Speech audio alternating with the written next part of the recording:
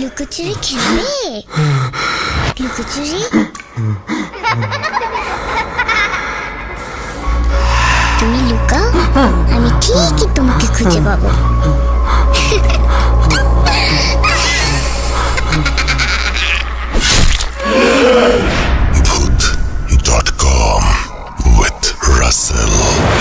Welcome back. আপনাদের সবাইকে স্বাগত জানাচ্ছি আমি রাসেল। আশা করছি আপনারা সবাই ভালো আছেন আর ভালোর দলে আছেন।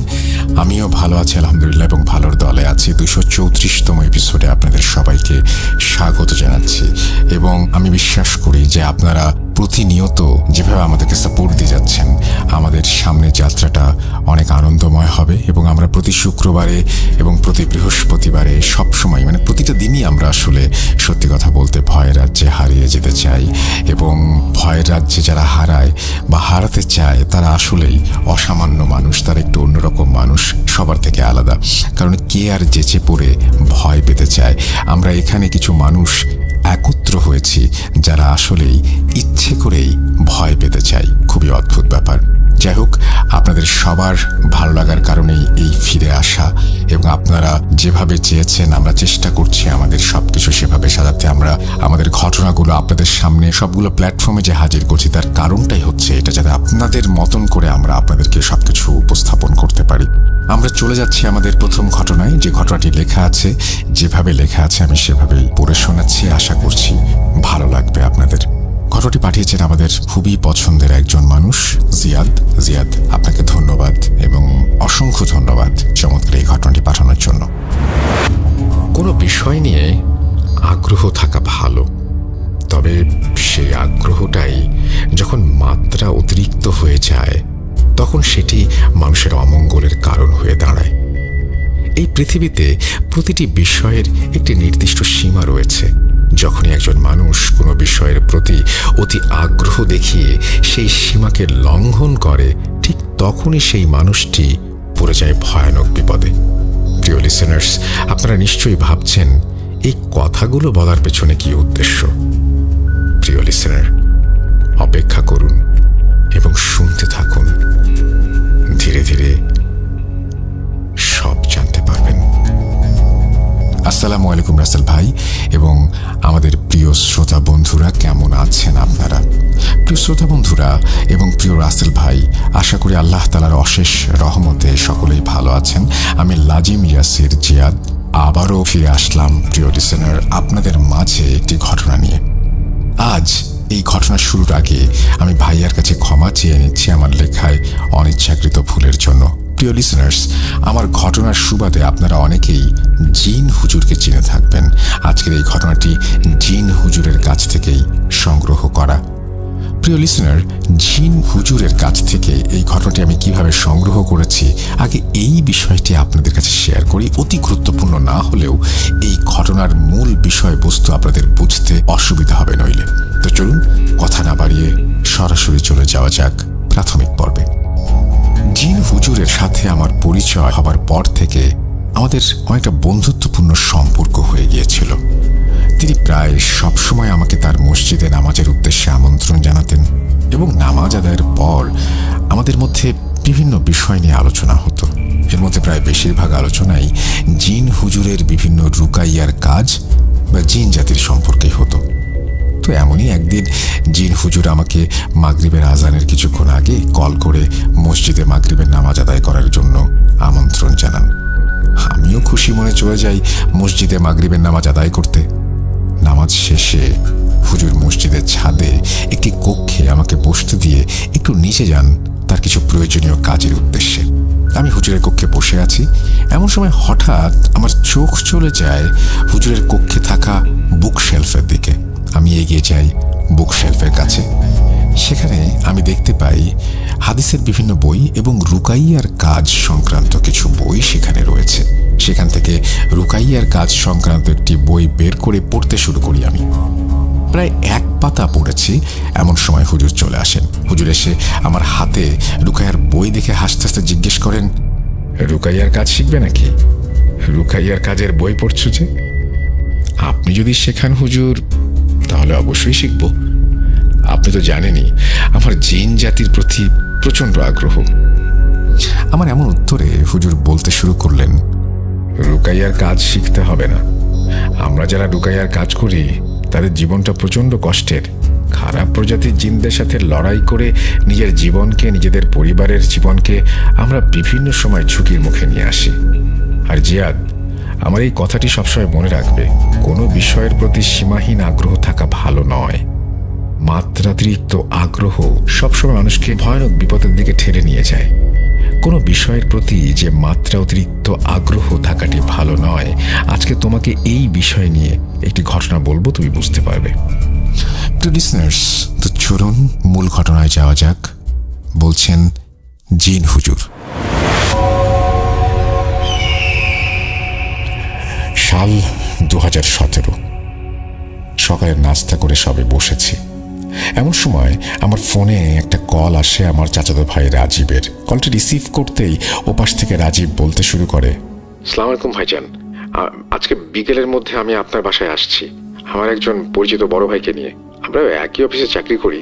ওনার পরিবারের সাথে কিছুদিন যাবৎ খুব অস্বাভাবিক ঘটনা ঘটছে, বিশেষ করে ওনার ছেলের আচরণ খুবই অস্বাভাবিক। আচ্ছা ঠিক আছে, তুমি ওনাকে নিয়ে আসো। এই বলে আমি কলটি ডিসকানেক্ট করে দেই। এরপর আমি চলে যাই মসজিদে। মসজিদ থেকে বাসায় ফিরে আসরে নামাজ আদায় করি। বাসায় এসে ফ্রেশ হয়ে বসেছি সবেমাত্র, এমন সময় আমার বাসায় চলে আসে রাজীব এবং একজন ভদ্রলোক। তাদের বসতে দেই এবং সেই ভদ্রলোকের কাছে জিজ্ঞেস করি কী ধরনের সমস্যা হচ্ছে ওনাদের পরিবারে। আমার এই প্রশ্নের উত্তরে তিনি বলতে শুরু করেন, হুজুর, আমার নাম রেভন ডিসোজা। আমার পরিবারে আমরা মোট 3 জন সদস্য। বাকি 2 জন সদস্য হচ্ছে আমার স্ত্রী লিডি ডিসোজা এবং আমার ছেলে অ্যালেন ডিসোজা।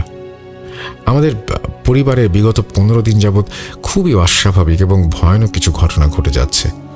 এই সকল ঘটনার সূত্রপাত ঘটে আমার ছেলে অ্যালিনের কিছু অস্বাভাবিক আচরণের মাধ্যমে। একদিন রাতে আমি এবং অ্যালিনের মা আমাদের বেডরুমে ঘুমিয়েছি। হঠাৎ করে অ্যালিন হন্তদন্ত হয়ে আমাদের রুমে এসে বলে, বাবা, আজকে আমি তোমাদের সাথে ঘুমাবো। আমার রুমে আমি ঘুমাতে পারছি না। ওরা আমাকে অনেক বিরক্ত করছে। বাবা, আমার অনেক ভয় করছে। এই বলে অ্যালিন মাটিতে লুটিয়ে পড়ে।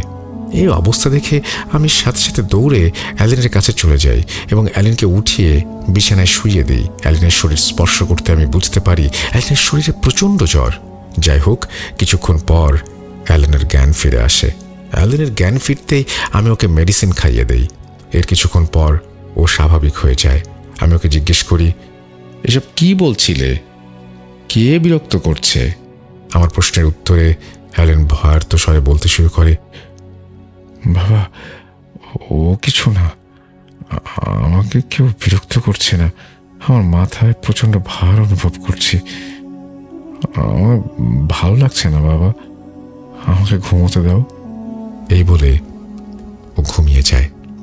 অ্যালেনের আমার আচরণ দেখে আমার খুবই অস্বাভাবিক লাগে। ওর কথাবার্তায় এমন অসামঞ্জস্যতা দেখে আমার তখন বারবার মনে হতে থাকে ও কিছু একটা লুকানোর চেষ্টা করছে। আবার আমার মনে হয় ওর জ্বর এসেছে, তাই হয়তো এরকম একটা আচরণ সে করছে। যাই হোক, এর পরদিন অ্যালেন ঘুম থেকে ওঠার আগেই আমি চলে আসি অফিসে। আর অফিসে সেদিন প্রচণ্ড কাজের চাপ থাকার কারণে আমার বাসায় কল করে অ্যালেনের খোঁজ খবর নেওয়ার সময় সুযোগ হয়ে ওঠেনি। মাগরিবের আজানের কিছুক্ষণ পর আমি ফ্রি হয়েই আমার মাথায় আসে বাসার কথা এবং বাসায় কল করার কথা। মোবাইলটা ডেস্ক থেকে বের করে নিয়ে হাতে নিয়েছি। আমি দেখতে পাই লিলির 15টা মিসড কল। এটা দেখা মাত্রই আমি লিলিকে কল করতে যাব, এমন সময় আমার ফোনে কল আসে লিলির। কলটি রিসিভ করতে ওই পাশ থেকে লিলি ভয়ার্ত স্বরে বলতে শুরু করে, কতক্ষণ যাবৎ তোমাকে কল করছি, কিন্তু তুমি কল রিসিভই করছো না। তুমি তাড়াতাড়ি অফিস থেকে বাসায় চলে আসো। অ্যালেন খুবই অস্বাভাবিক আচরণ করছে। আমাদের ছেলের কি যেন হয়েছে। আমি অ্যালেনকে কোনোভাবেই সামলাতে পারছি না। তুমি যত তাড়াতাড়ি পারো বাসায় চলে আসো। আমাকে আর কোনো কিছু জিজ্ঞেস করার সুযোগ না দিয়ে লিলি ওপাশ থেকে কলটি ডিসকানেক্ট করে দেয়। এরপর অনেকবার আমি লিলিকে ফোনে ট্রাই করি, কিন্তু লিলি আমার কল রিসিভ করে না। এমন অবস্থা দেখে আমি হন্তদন্ত হয়ে বাসায় চলে যাই। বাসায় ফিরেই আমি দেখতে পাই লিলি ভয়ার্ত চেহারা নিয়ে বসে আছে সোফায়। কি হয়েছে জিজ্ঞেস করতে লিলি বলতে শুরু করলো, আমাদের ছেলের হঠাৎ যে কি হলো আমি কিছুই বুঝতে পারছি না। তুমি বাসা থেকে চলে যাবার পর সকালের নাস্তা করার জন্য আমি অ্যালেনকে অনেকবার ঘুম থেকে জাগানোর চেষ্টা করি, কিন্তু ও ঘুম থেকে ওঠে না। আমি ভাবি ওর শরীর খারাপের জন্য ঘুম থেকে উঠছে না। এভাবে সকাল গড়িয়ে দুপুর হয়ে যায়। দুপুরে আমি আবার ওকে জাগানোর চেষ্টা করি, কিন্তু ও কোনোভাবে ঘুম থেকে ওঠে না, অজ্ঞানের মতো ঘুমোতে থাকে। এভাবে দুপুর গড়িয়ে বিকেল হয়। বিকেলবেলা আবারও আমি অ্যালেনকে ঘুম থেকে জাগানোর চেষ্টা চালাচ্ছি। এমন সময় হঠাৎ এক লাফ দিয়ে বিছানা থেকে উঠে দাঁড়িয়ে যায় এবং রাগান্বিত স্বরে রক্তবর্ণ চোখ নিয়ে আমাকে উদ্দেশ্য করে বলে, তোর কি মৃত্যু হয় নাই? আমাকে বারবার বিরক্ত করছিস? চলে যা, এক্ষুনি চলে যা। যদি এখন আমি জেগে উঠি এর পরিণতি মৃত্যু। বলে অ্যালেন বিছানা থেকে নেমে আমাকে ধাক্কা দিয়ে রুম থেকে বের করে দেয় এবং ভেতর থেকে দরজায় লাগিয়ে দেয়। এমন অবস্থা দেখে আমি তখন অনেকবার তোমাকে কল করি, কিন্তু তুমি কল রিসিভ করছিলে না। এরপর অনেকবার আমি বাইরে দরজায় নক শুনি, কিন্তু ভেতর থেকে অ্যালেনের কোনো সারা শব্দ পাই না। আমি কি করব কিছুই বুঝতে পারছিলাম না। নিরুপায় আমি শুধু বসে আছি। কিছুক্ষণ পর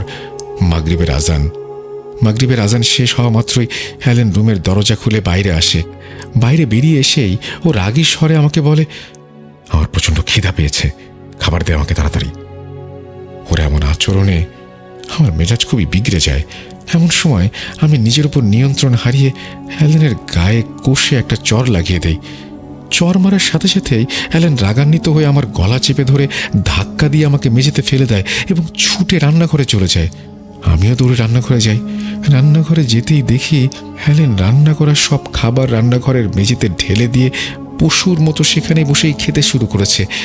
বাকরুদ্ধের মতো আমি অ্যালেনের এসব আচরণ শুধু দেখেই যাচ্ছিলাম। এসব দেখে আমার হাত পা কিছু কাজ করছিল না। আমার সুস্থ স্বাভাবিক ছেলেটার হঠাৎ কি হয়ে গেল কোনো কিছুই আমি বুঝতে পারছি না। হঠাৎ করে অ্যালেন খাওয়া দাওয়া ছেড়ে উঠে দাঁড়ায় এবং বলতে শুরু করে, তুই আজকে আমাকে অনেক বিরক্ত করেছিস, এর শাস্তি তুই পাবি। আমাকে যে বিরক্ত করবে তার শেষ পরিণতি মৃত্যু। এই বলে অ্যালেন বিকট শব্দে হাসতে শুরু করে। এরপর অ্যালেন চলে যায় রুম থেকে, আবার বিছানায় গিয়ে শুয়ে পড়ে। রেভন, আমাদের ছেলের কি হলো? লিলির মুখে সব কথা শুনে আমার মাথায় আকাশ ভেঙে পড়ার উপক্রম হয়। হঠাৎ করে আমাদের ছেলের কি হলো আমি কিছুই বুঝতে পারছিলাম না। এরপর আমি ছুটে যাই অ্যালেনের ঘরে।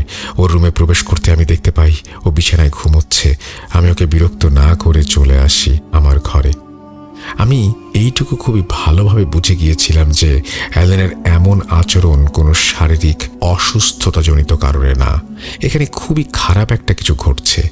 এজন্য আমি মনে মনে চিন্তা করে রাখি যে কাল সকালে গিয়ে আমাদের চার্চের ফাদারকে আমাদের বাসায় নিয়ে আসব। সেই রাতে কোনো প্রকার সমস্যা হয় না, যেই ভাবা সেই কাজ। পরদিন সকালে ঘুম থেকে উঠে ফ্রেশ হয়ে আমি চলে যাই চার্চে গিয়ে প্রেয়ার শেষ করে আমি ফাদারকে গতকাল ঘটে যাওয়ার সকল বিষয় জানাই এবং ফাদারকে আমাদের বাসায় নিয়ে আসি। আমি বাসায় এসেই দেখতে পাই অ্যালেন একদম সুস্থ স্বাভাবিকভাবে ডাইনিং টেবিলে বসে নাস্তা করছে। এখন ওর মধ্যে কোনো প্রকার অস্বাভাবিকতা নেই। অ্যালেন কখন ঘুম থেকে উঠল এই বিষয়ে লিলিকে জিজ্ঞেস করলে লিলি বলে, তুই যাওয়ার কিছুক্ষণ পরেই ঘুম থেকে উঠেছে। উঠেই খুব স্বাভাবিকভাবে ও আমাকে এসে বলে ওর নাকি অনেক খিদে পেয়েছে। এরপর আমি গিয়ে নাস্তা দিই। নাস্তা খাওয়ার সময় ওকে আমি জিজ্ঞেস করি যে গতকাল ওরকম অস্বাভাবিক আচরণ কেন করলো। আমার প্রশ্নের উত্তরে অ্যালেন বলে, মা, তুমি সব কি উল্টাপাল্টা বলছো? আমি কবে এরকম আচরণ করলাম? এই সকাল সকাল তুমি আমার সাথে মজা করো না তো। এই বলে অ্যালেন হাসতে শুরু করে। এরই মধ্যে তুমি ফাদারকে নিয়ে আসলা। এরপর ফাদার অ্যালেনকে দেখেন এবং জানান যে অ্যালেন একদম সুস্থ, ও একেবারেই পজেসড না। এই বলে ফাদার আমাদের বাসা ত্যাগ করে চলে যান। কিন্তু আমার মন কোনোভাবেই মানছিল না। আমার বারবার মনে হচ্ছিল অ্যালেনের হঠাৎ এমন আচরণের পেছনে বড় কোনো রহস্য লুকিয়ে আছে। অ্যালেনের এমন আচরণ বড় কোনো বিপদের আগাম সংকেত। ওই ঘটনার পর 2 দিন সবকিছু স্বাভাবিক ছিল। 2 দিন পর রাতে আমার সন্দেহটি বাস্তবে মোড় নেয়। গতকাল রাতে আমি দেখতে পাই আমার জীবনের সবচেয়ে ভয়ানক একটি জিনিস। গতকাল রাতে আমি অফিস থেকে বাসায় এসে রাতের খাবার খেয়ে শুয়ে পড়ি, কিন্তু কেন জানি না সেটাতে আমার ঘুম আসছিল না। অ্যালেনকে নিয়ে খুবই চিন্তা হচ্ছিল। আমি চিন্তা করি যে অ্যালেনের রুমে গিয়ে ওকে একবার দেখে আসি। আমার রুম থেকে বের হয়ে ডাইনিং রুমে এসেছি, এমন সময় আমি দেখতে পাই এমন একটি দৃশ্য যে দৃশ্যর জন্য আমি কোনোভাবে প্রস্তুত ছিলাম না। ডাইনিং রুমে থাকা ফ্রিজটি খোলা অবস্থায় আছে। ফ্রিজের ভেতর থেকে বেরিয়ে আসা স্পষ্ট আলোয় আমি দেখতে পাই ফ্রিজের সামনে দাঁড়িয়ে দাঁড়িয়ে অ্যালেন কিছু একটা খাচ্ছে, এবং অ্যালেনের পাশে দাঁড়িয়ে আছে বিভৎস আকৃতির একটি প্রাণী, যার পুরো দেহ 3 থেকে 4টি প্রাণীর সংমিশ্রণে গঠিত। সেই জিনিসটির দেহের নিচের অংশে মোটা সাপের লেজের মতো কিছু একটা আছে। দেহের মাঝের অংশটা পুরোটাই ঘন কালো লোম দিয়ে আবৃত। সেই জিনিসটির পিঠের অংশ থেকে সংযুক্ত মাকড়সার পায়ের মতো 3টি লম্বা সরু হাতের মতো কিছু একটা আছে। মুখের অংশ অনেকটা কুমির আকৃতির। পুরো মুখমণ্ডল জুড়ে রয়েছে অনেকগুলো ছোট বড় চোখ। সেই চোখগুলো কি বিভৎস! আমি জীবনে এই দৃশ্য দেখিনি। এই দৃশ্য দেখার সাথে সাথে আমার পুরো শরীর একদম নিস্তেজ হয়ে গেল। এরপর আমার আর কিছু মনে নেই। আমার জ্ঞান ফিরে আসে লিলির ডাকে। জ্ঞান ফিরে আসতে লিলি আমাকে জিজ্ঞেস করে, কি হয়েছে, আমি এখানে এভাবে জ্ঞান হারিয়ে পড়ে আছি কেন? আমি লিলিকে সব ঘটনা বলতে যাব, এমন সময় অ্যালেনের রুম থেকে ভেসে আসে অ্যালেনের ভয়ানক এক চিৎকার। চিৎকার শুনে আমি এবং লিলি ছুটে যাই অ্যালেনের রুমে। অ্যালেনের রুমে প্রবেশ করতে আমরা দেখতে পাই অ্যালেন বিছানার উপরে দাঁড়িয়ে আছে, আর ওর চোখ মুখে প্রচণ্ড রাগ। আমাকে ও লিলিকে রুমে প্রবেশ করতে দেখে অ্যালেন এক লাফে বিছানা থেকে নেমে আসে এবং আমার গলা চাপ দিয়ে ধরে, আমাকে ধাক্কা মেরে মেঝেতে ফেলে দেয়। আমি মেঝেতে পড়ে যাওয়ার সাথে সাথে অ্যালেন আমার বুকের ওপরে পা দিয়ে দাঁড়ায় এবং রাগান্বিত স্বরে বলতে শুরু করে, মানব জাতিকে আমি ঘৃণা করি। আমাকে যে বিরক্ত করবে তার পরিণতি মৃত্যু। তোদের সবাইকে পেতে হবে কঠিন শাস্তি। তোরা তোদের ফাদারকে ডেকেছিস, ওই তুচ্ছ মানব আমার কি করবে? ও তো আমার অস্তিত্বই ঠাহর করতে পারেনি। এই বলে অ্যালেন হাসতে শুরু করে। এর কিছুক্ষণ পর অ্যালেন জ্ঞান হারিয়ে লুটিয়ে পড়ে মাটিতে। অ্যালেন জ্ঞান হারালে আমি ওকে মেঝে থেকে তুলে বিছানায় শুইয়ে দেই। হুজুর, আমার ছেলে সবসময় ডিমন ডেভিড এই সংক্রান্ত বিষয় নিয়ে ঘাটাঘাটি করত। এই সকল বিষয় নিয়ে ওর আগ্রহের কোনো কমতি ছিল না। আমার মনে হয় এই জন্য হয়তো ওরকম সমস্যা হচ্ছে। হুজুর, আপনার কথা আমি একদিন রাজীব ভাইয়ের কাছে শুনেছিলাম। এই জন্য সকাল হওয়ার সাথে সাথে আমি রাজীব ভাইকে কল করে এই বিষয়ে জানতে চাই। এরপর রাজীব ভাই আপনার কাছে আমাকে আসতে বলেন। হুজুর, আমার ছেলেকে বাঁচান, আমাদের এই বিপদ থেকে বেরিয়ে আসতে সাহায্য করুন। এখন পর্যন্ত আমার ছেলের জ্ঞান ফেরেনি। হুজুর, আপনি আমাদের বাসায় চলুন আজই। রেভান সাহেবের সব কথা শুনে আমি মনস্থির করি যে আমি তাদের এই বিপদ থেকে বের হয়ে আসতে সাহায্য করব ইনশাল্লাহ। এরপর আমি আর সময় নষ্ট না করে রেভান সাহেবের সাথে চলে যাই তাদের বাসায়। পথিমধ্যে বাসা থেকে রেভান সাহেবের স্ত্রীর কল আসে। আমরা জানতে পারি যে অ্যালেনের জ্ঞান ফিরে এসেছে। অ্যালেন এখন একদম স্বাভাবিক আচরণ করছে, কিন্তু অ্যালেন গতকাল রাতের কোনো কথাই মনে করতে পারছে না। যাই হোক, অ্যালেনের বাসায় গিয়ে আমি সোজা চলে যাই অ্যালেনের রুমে। অ্যালেনের রুমে প্রবেশ করতেই আমি ওকে দেখতে পাই। ও তখন একদম সুস্থ স্বাভাবিক, ওর মধ্যে কোনো রকমের অস্বাভাবিকতা নেই। এরপর আমি অ্যালেনকে গতকাল রাতে ঘটে যাওয়া ঘটনা সম্পর্কে জিজ্ঞেস করি, কিন্তু ও কিছু মনে করতে পারে না। এমন অবস্থা দেখে আমি পবিত্র কুরআন শরীফ থেকে রুকাইয়া সংক্রান্ত বিভিন্ন আয়াত উচ্চস্বরে পড়ে অ্যালেনকে পরীক্ষা করতে শুরু করি, কিন্তু তখনও অ্যালেনের আচরণ একদম স্বাভাবিক। অ্যালেনের এমন স্বাভাবিক অবস্থা দেখে আমি বুঝতে পারি না, আমি বেশ অবাক হয়ে যাই। কারণ অ্যালেনের ভেতরে যদি কোনো শয়তান থাকতো বা অ্যালেনের ওপর যদি কোনো শয়তানের প্রভাব থাকতো, তাহলে এই আয়াতগুলো পড়ার সাথে সাথে ও অস্বাভাবিক আচরণ শুরু করত। কিন্তু এক্ষেত্রে এমন কিছুই ঘটছে না। আমি আমার এত বছরের অভিজ্ঞতায় এমনটা হতে দেখিনি। আমি বুঝে যাই এর সমাধান বের করতে হলে আগে আমাকে অ্যালেনের সমস্যাগুলো সম্পর্কে তথ্য সংগ্রহ করতে হবে, তাছাড়া এই সমস্যার সমাধান সম্ভব না। এরপর রেভান সাহেবকে এ সকল বিষয় বলে তার কাছ থেকে বিদায় নিয়ে আগামীকাল আমি আবার আসবো বলে প্রতিশ্রুতি দিয়ে বাসায় চলে আসি। বাসায় এসে আমি ফ্রেশ হয়ে এশার নামাজ আদায় করি।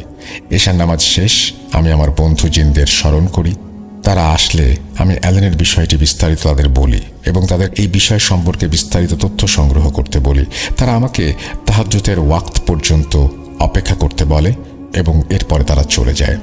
এরপর গভীর রাতে আমি তাহাজ্জুদের নামাজ আদায় করে সবেমাত্র বসেছি, এমন সময় বন্ধু জিনদের মধ্যে একজন, নাম আবু সালহে, উনি আমার কাছে আসেন এবং অ্যালেন সম্পর্কে ভয়ানক কিছু তথ্য আমাকে দেন। বলছেন, আবু সালহে, আসসালামু আলাইকুম হুজুর। অ্যালেন ছেলেটি খুবই ভয়ানক একটি জিনের কবজায়, তবে এই জিন বিনা কারণে অ্যালেনের ওপরে প্রভাব বিস্তার করেনি। অ্যালেনের ভয়ানক এবং বড় একটি ভুলের জন্য আজ এই জিনটি ওর উপরে প্রভাব বিস্তার করেছে। অ্যালেনের জিন বা ওদের ধর্মে যেটা আছে, ডিমন বা এসব বিষয় নিয়ে ওর প্রবল আগ্রহ। এই সকল বিষয় নিয়েও সবসময় ঘাঁটাঘাঁটি করত। সেই সুবাদে ও বিভিন্ন জায়গা থেকে সম্পর্কিত বিভিন্ন বই সংগ্রহ করেছে। এভাবেই অ্যালেন একটি বই সংগ্রহ করে, যে বইটিতে বিভিন্ন জিন বা ডিমনকে হাজির করার বিভিন্ন কালো জাদুর রিচুয়াল লেখা ছিল। সেই রিচুয়াল সত্য নাকি মিথ্যা প্রমাণ করার জন্য অ্যালেন সেই বইটি থেকে তার রিচুয়াল করে এবং শরীরের রক্ত ব্যবহার করে এবং পরপর 3 দিন সেটা প্র্যাকটিস করে। সেই রিচুয়ালটির শুরুতেই লেখা ছিল যে মানুষটি এই জিন বা ডিমনকে তার রক্তের বিনিময়ে হাজির করবে, তাকে নিজের জীবন উৎসর্গ করতে হবে বা সঁপে দিতে হবে সেই জিনটির কাছে। অ্যালেন এই বিষয়টি মজা হিসেবে নিয়েছিল। রিচুয়ালের মাধ্যমে অ্যালেন একটি নয়, পরপর 3টি জিনকে বিরক্ত করেছে। এই জন্য রিচুয়ালের 3য় দিন সেই জিনটি অ্যালেনের সামনে সশরীরে হাজির হয়ে যায়। অ্যালেন মজায় মজায় বুঝতেও পারেনি যে সে কত বড় একটা ভুল করে ফেলেছে। অ্যালেন এমন একটি জিনকে হাজির করে যে খুবই ভয়ানক একটি জিন। সেই জিনটি শয়তানের একজন অনুসারী এবং পূজারী। এই জিনটির বয়স 400 বছর এবং এই জিনটি তাদের জাতির 2000 জিনদের সম্রাট। ওই জিন ওই 2 প্রকার কালো জাদুতে খুবই পারদর্শী। একটি হচ্ছে বশীকরণ জাদু, আর একটি হচ্ছে দৃষ্টিভ্রম জাদু। দৃষ্টিভ্রম জাদু হচ্ছে এমন একটি জাদু যার মাধ্যমে মানুষের দৃষ্টিকে বন্দী করা যায়। এই জাদুর প্রভাবে সে আপনাকে যা দেখাবে আপনি তাই দেখবেন। হুজুর, আপনি যখন অ্যালেনকে পরীক্ষা করার জন্য রুকাইয়া সংক্রান্ত বিভিন্ন আয়াত পড়েছেন, ঠিক তখনই অ্যালেনের অস্বাভাবিক আচরণ শুরু হয়েছিল, অ্যালেনের উপরে প্রভাব পড়েছিল, কিন্তু দৃষ্টিভ্রম জাদুর কারণে আপনি সেটা দেখতে পারেননি। এখন অ্যালেনকে বাঁচানো সম্ভব না। ওই জিনটি এতদিনে অ্যালেনের শরীর থেকে অনেক রক্ত শুষে খেয়ে ফেলেছে, আর আজকে আমি সেখানে যাওয়ায় সেই জিনটি আরও টাকান্বিত হয়। এখন একমাত্র আল্লাহ তাআলা পারেন অ্যালেনকে বাঁচাতে, এছাড়া আমি বা আপনি এখন আর কিছুই করতে পারবো না। এই বলে আবু সালহে আমার কাছ থেকে বিদায় নিয়ে চলে যায়। সব তথ্য পেয়ে আমি বাকরুদ্ধ হয়ে যাই। আমি কি বলবো, কিভাবে অ্যালেনের মা বাবাকে সব কথা বলবো, কি বলে তাদের সান্ত্বনা দেব, আজ আমি কিছুই বুঝতে পারছিলাম না। যাই হোক, কিছুক্ষণ পর ফজরের ওয়াক্ত হয়ে যায়। আমি চলে যাই মসজিদে। ফজরের নামাজ আদায় করে আরও কিছু ছাত্রদের পড়ানো শেষ করে আমি সবে বের হয়েছি মসজিদ থেকে। এমন সময় আমার ফোনে একটি কল আসে। কলটি রিসিভ করতেই ওপাশ থেকে কান্না জড়িত কণ্ঠে রেভন সাহেব বলতে শুরু করেন, হুজুর, আমার ছেলেটি আর নেই। শয়তান আমার ছেলেকে আমাদের পরিবার থেকে ছিনিয়ে নিয়েছে। আমার ছেলে ফ্যানের সাথে ঝুলে আত্মহত্যা করেছে। হুজুর, আমাদের সবকিছু শেষ হয়ে গেল। এই বলতে বলতে রেভান সাহেব কান্নায় ভেঙে পড়েন। এরপর আমি গিয়েছিলাম অ্যালেনদের বাসায়। অ্যালেনের লাশটি দেখে জীবনে প্রথমবারের মতো আমার পুরো শরীর ভয়ে কেঁপে উঠেছিল। অ্যালেনের পুরো শরীর একদম সাদা হয়ে গিয়েছিল, দেখে মনে হচ্ছিল শরীরে কোনো রক্ত নেই। অ্যালেনের চোখ দুটো বড় হয়ে গেছে, কোটর থেকে যেন বেরিয়ে আসতে চায় তারা। এখনও এসব দৃশ্য আমার চোখের সামনে ভাসে। অ্যালেনের কথা মনে হলেই চোখে পানি চলে আসে। এই ঘটনার কিছুদিন পর অ্যালেনের বাবা এসেছিলেন আমার কাছে, তার ছেলের সাথে কেন এমন হলো সেটা জানতে। এরপর আমি তাকে সমস্ত বিষয় জানাই। কোনো বিষয়ের প্রতি অতি আগ্রহ কখনোই ভালো নয়। অতি আগ্রহ সবসময় মানুষকে ফেলে মহাবিপদের মুখে। এই বলে জিন হুজুর তার ঘটনাটি শেষ করেন। প্রিয় লিসেনার্স, ঘটনাটির মাধ্যমে আমি খুবই গুরুত্বপূর্ণ একটি জিনিস রিয়ালাইজ করলাম। সত্যি কোনো বিষয়ের প্রতি এত আগ্রহ সব সময় কোনো না কোনো বিপদ ডেকে নিয়ে আসে। পৃথিবীতে প্রতিটি বিষয়ের একটি নির্দিষ্ট সীমা রয়েছে। যখনই আমরা কোনো বিষয়ের প্রতি আগ্রহ দেখিয়ে সেই সীমাকে লঙ্ঘন করি, ঠিক তখনই আমরা পড়ে যাই ভয়ানক বিপদে। পরিশেষে একটি কথাই বলতে চাই, প্রিয় লিসেনার্স, বিশ্বাস করা বা না করা সম্পূর্ণ আপনার ব্যাপার। ভাইয়াকে অনেক ধন্যবাদ আমার এই ঘটনাটি পড়ে শোনানোর জন্য। প্রিয় লিসেনার্স, আপনারা সব সময় এভাবেই ভৌতিক আনন্দ পেতে থাকুন ভূত.com-এর পাশে থেকে। আমি লাজিম ইয়াসার জিয়াদ আজ বিদায় নিচ্ছি। খুব দ্রুত ফিরে আসব নতুন কোনো এপিসোডে, নতুন কোনো ঘটনা নিয়ে। সেই পর্যন্ত সকলেই ভালো থাকুন, সুস্থ থাকুন, মোস্ট ইম্পর্টেন্টলি ভূত.com-এর পাশে থাকুন। আসসালামু আলাইকুম। থ্যাংক ইউ জিয়াদ, আপনাকে অসংখ্য ধন্যবাদ আমাদের ঘটনা দিয়ে আজকের এই এপিসোডটিকে অনেক সুন্দর করার জন্য। আশা করছি ভবিষ্যতে আপনার ঘটনা পাবো। আপনি এভাবে আমাদের ঘটনা পাঠিয়ে যান। আমরা চলে যাব আমাদের পরবর্তী ঘটনায়। আশা করছি আমাদের আজকের এপিসোডটি আপনাদের ভালো লাগছে। আপনাদের কাছ থেকেও প্রচুর পরিমাণে ঘটনা চাই। এখন তো আমরা সবখানেই আপনাদের সমস্ত দাবি দাওয়া পূরণ হয়েছে, তারপরেও ঘটনা পাঠাবেন না কেন? আর দয়া করে আমাদের ইউটিউব চ্যানেলটি সাবস্ক্রাইব করবেন। আর ভূত.com ইউটিউব চ্যানেল, এটি সাবস্ক্রাইব করে ফেলুন এবং কোনো ঘটনা পছন্দ হলে থামস আপ দিন। কোনো কমেন্ট লেখার থাকলে কমেন্ট করুন। তাহলেই তো জমবে আরও ভূত.com এবং আমরা এগিয়ে যাব আরও সুন্দরভাবে সামনের দিকে। চলুন আমরা চলে যাই পরের ঘটনায়।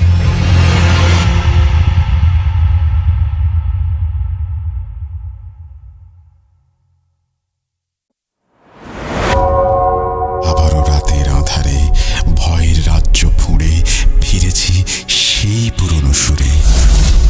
বিশ্বাস করা বা না করা আপনার ব্যাপার, but the old music comes alive.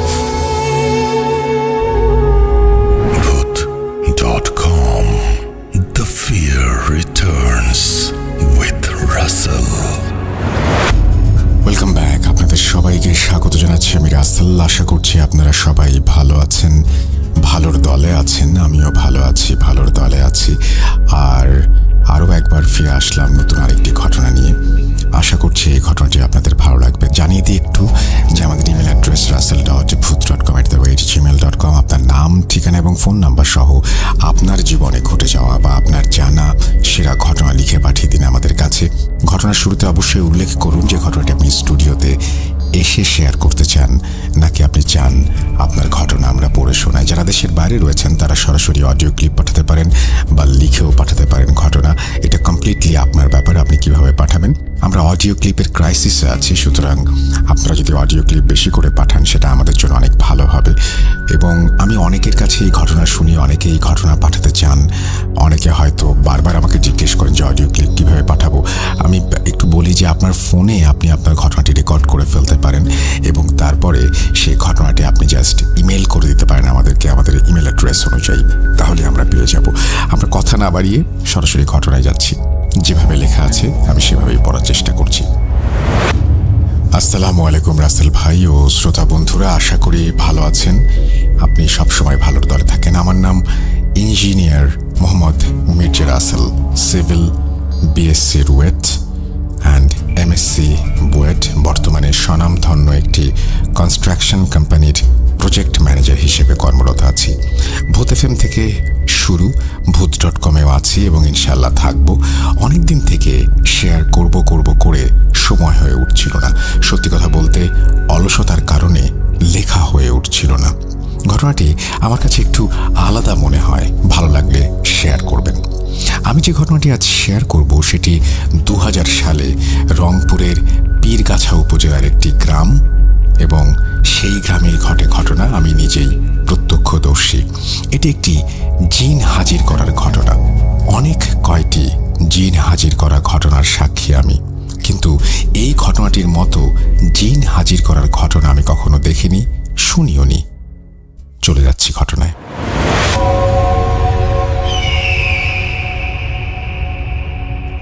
2000 সালে আমি নবম শ্রেণীর একজন ছাত্র, বয়স 15 বছর। আমার ফুপুর বাসা আমাদের বাসা থেকে 5 কিলোমিটার দূরে। হঠাৎ একদিন আমার ফুফাতো ভাই আমাদের বাসায় আসে দুপুরের পর এবং ও আমার চেয়ে 10-12 বছরের বড় হলেও ওর সাথে আমার সুসম্পর্ক বন্ধুর মতোই। আমরা তুই তুই করেই কথা বলি। ও এসে আমাকে বলে যে, চল এক জায়গায় যাব। কই যাবি? সাইকেলের পিছনে ওঠ, সব কিছু বলছি। যেই কথা সেই কাজ, বেরিয়ে পড়লাম, কারণ সাইকেলে ঘুরতে ভালোই লাগে। সাইকেলে যেতে যেতে ও আমাকে বলল যে নতুন একজন কবিরাজের খোঁজ পেয়েছি, যিনি নাকি খুব ভালো কাজ করেন, আর কাজ করতে পারলেই শুধু হাদিয়া নেন, নতুবা না। আমি বললাম, কবিরাজের কি দরকার?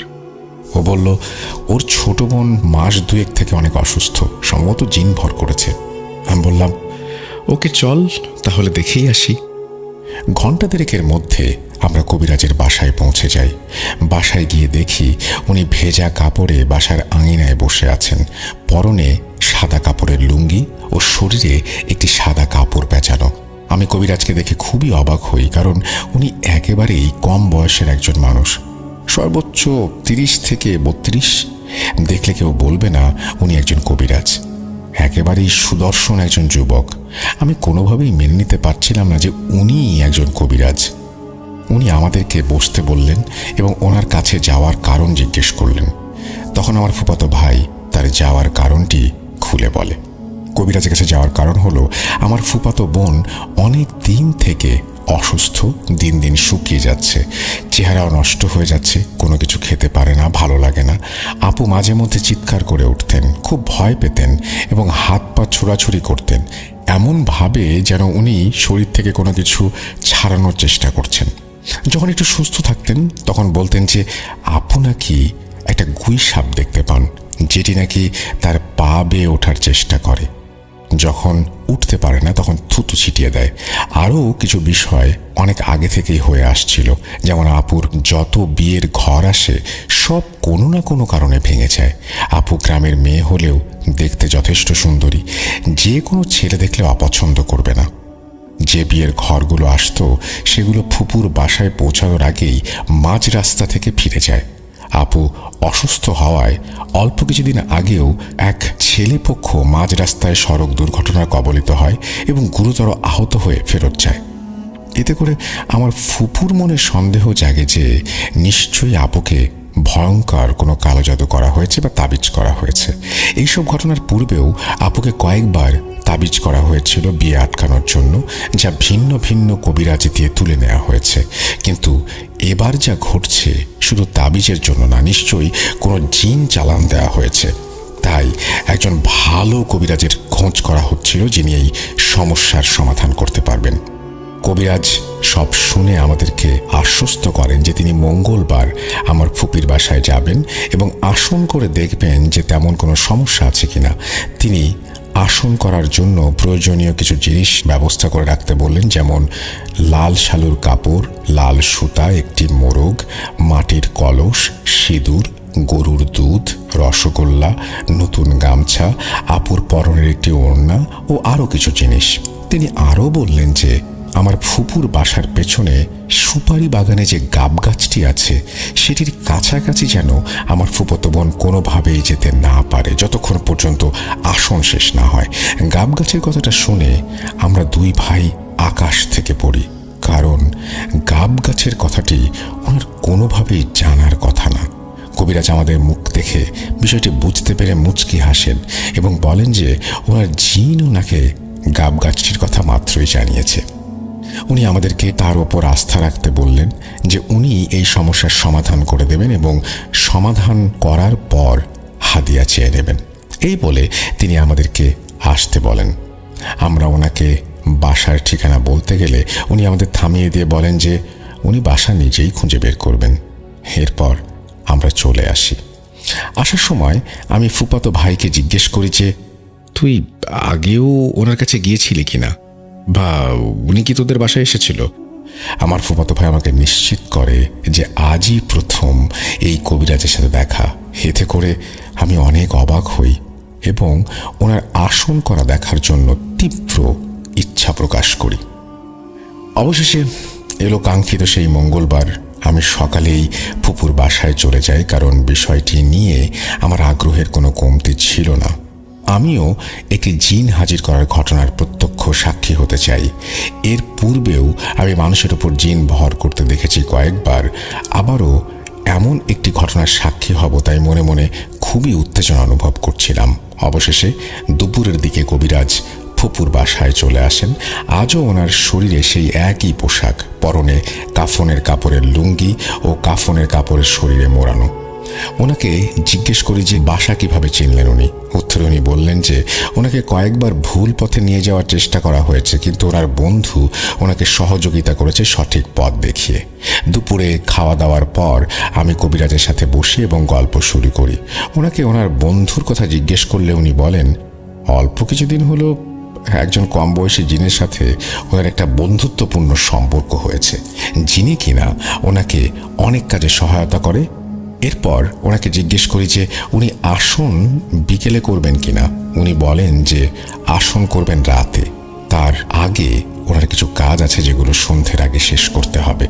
উনি আরও স্পষ্ট করে বলেন যে আসনের সময় বাড়ির কোনো লোক বাইরে বা অন্য কোনো রুমে থাকতে পারবে না, সবাইকে গোসল করে পাক পবিত্র হয়ে থাকতে হবে, সাথে কিছু খেজুর পাতা সংগ্রহ করে রাখতে বললেন আগে থেকেই। ওনার সাথে মোটামুটি 3-4 ঘন্টা কথা হয়। সব কথা বলতে গেলে আরও একটি ঘটনা হয়ে যাবে। ওনার শরীরের কাপড়টি কয়েকটি কবর থেকে সংগ্রহ করা, যে ঘটনাটি উনি আমাকে বলেছেন। ওনার কাছে মানুষের শরীরের অনেক হাড় আছে যেগুলো উনি পুরাতন কবর থেকে সংগ্রহ করেছেন। এসব না হয় অন্যদিন লেখা যাবে। এই কবিরাজ আগে থেকে কালজাদু করত, কিন্তু একটি ঘটনার পর উনি কালজাদু বাদ দিয়েছেন। এখন চেষ্টা করেন মানুষকে সাহায্য করার। ওনার শরীরের কাপড়টি উনি কখনো খোলেন না, কাপড়টি তার শরীরেই ভেজে শরীরেই শুকায়।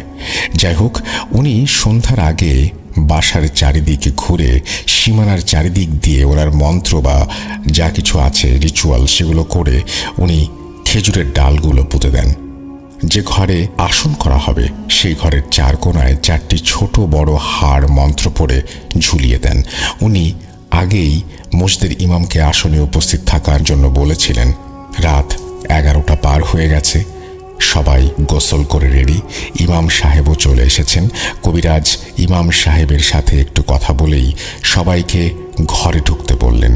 ঘরে হ্যারিকেন বাতি জ্বলছে, সবকিছু স্পষ্ট দেখা যাচ্ছে। ইমাম সাহেব ও কবিরাজ মিলে ঘরের মাঝখানে একটা বড় বৃত্ত আঁকলেন এবং সীমানা টেনে দিলেন, আর বিড়বিড় করে যা পড়া দরকার পড়লেন। এরপর দুধের পাত্র, কলা, রসগোল্লা, মাটির কলস, ওড়না বৃত্তর বাইরে সাজিয়ে রাখলেন। মোরগটাকে লাল সুতো দিয়ে পা বেঁধে ভেতরে রাখলেন। নতুন গামছাটি ঘাড়ে দিয়ে একটি ছোট খেজুরের ডাল সিঁদুরের দাগের ওপর ছেড়ে দিলেন। এরপর কবিরাজ খেজুরের ডালের পাশে বসলেন এবং ইমাম সাহেব কবিরাজের বিপরীত পাশে নামাজের মতো করে বসলেন। এরপর কবিরাজ আমাদের কয়েকজনকে তার পেছনে ও বাকিদের ইমাম সাহেবের পেছনে বসতে বললেন। আপুকে ইমাম সাহেবের পাশে বসতে বললেন। ওই দিন রাতে আমার দাদা, দাদি, ফুপা, ফুপু, ফুপুর 4 ছেলে ও 2 মেয়ে, আমি, ইমাম সাহেব ও কবিরাজ সহ মোট 13 জন উপস্থিত ছিলাম। ইমাম সাহেব আমাদের সবাইকে 3 বার সূরা ফাতিহা, 4 বার করে সূরা ইখলাস, সূরা ফালাক ও সূরা নাস পড়তে বললেন। এরপর কবিরাজ বললেন যে আজকে ঘরের বাইরে ও বৃত্তের মধ্যে যাই ঘটুক না কেন, আমরা কেউ যেন কোনো রকমের ভয় না পাই এবং সূরা পড়া বন্ধ না করি। উনি এও বললেন যে জিন সশরীরে বৃত্তের মধ্যে হাজির হলে আমাদের মধ্যে যদি কেউ কিছু দেখতে পাই তাহলে যেন ভয় না পাই এবং কোনো রকম শব্দ না করি। একেবারেই নিশ্চুপ হয়ে আপন মনে সূরা পড়তে হবে। এরপর উনি সবার হাতে একটি করে জবা ফুল দিয়ে হ্যারিকেন নিভিয়ে দেন এবং সবাইকে সূরা পড়তে বলেন। আমি মানুষের ওপরে জিন ভর করা দেখেছি, কিন্তু সশরীরে জিন হাজির এই প্রথম, এখন পর্যন্ত একমাত্র ঘটনা। এজন্যই বলছি একটু আলাদা ধরনের। যাই হোক, 10-15 মিনিট হয়ে গেল, আমরা সবাই সূরা পড়ছি। কবিরাজের ফিস ফিস শব্দ কানে আসছে। ঘর অন্ধকার হলেও বাইরে চাঁদের আলোয় অনেক বেশি ঝকঝক করছে সবকিছু।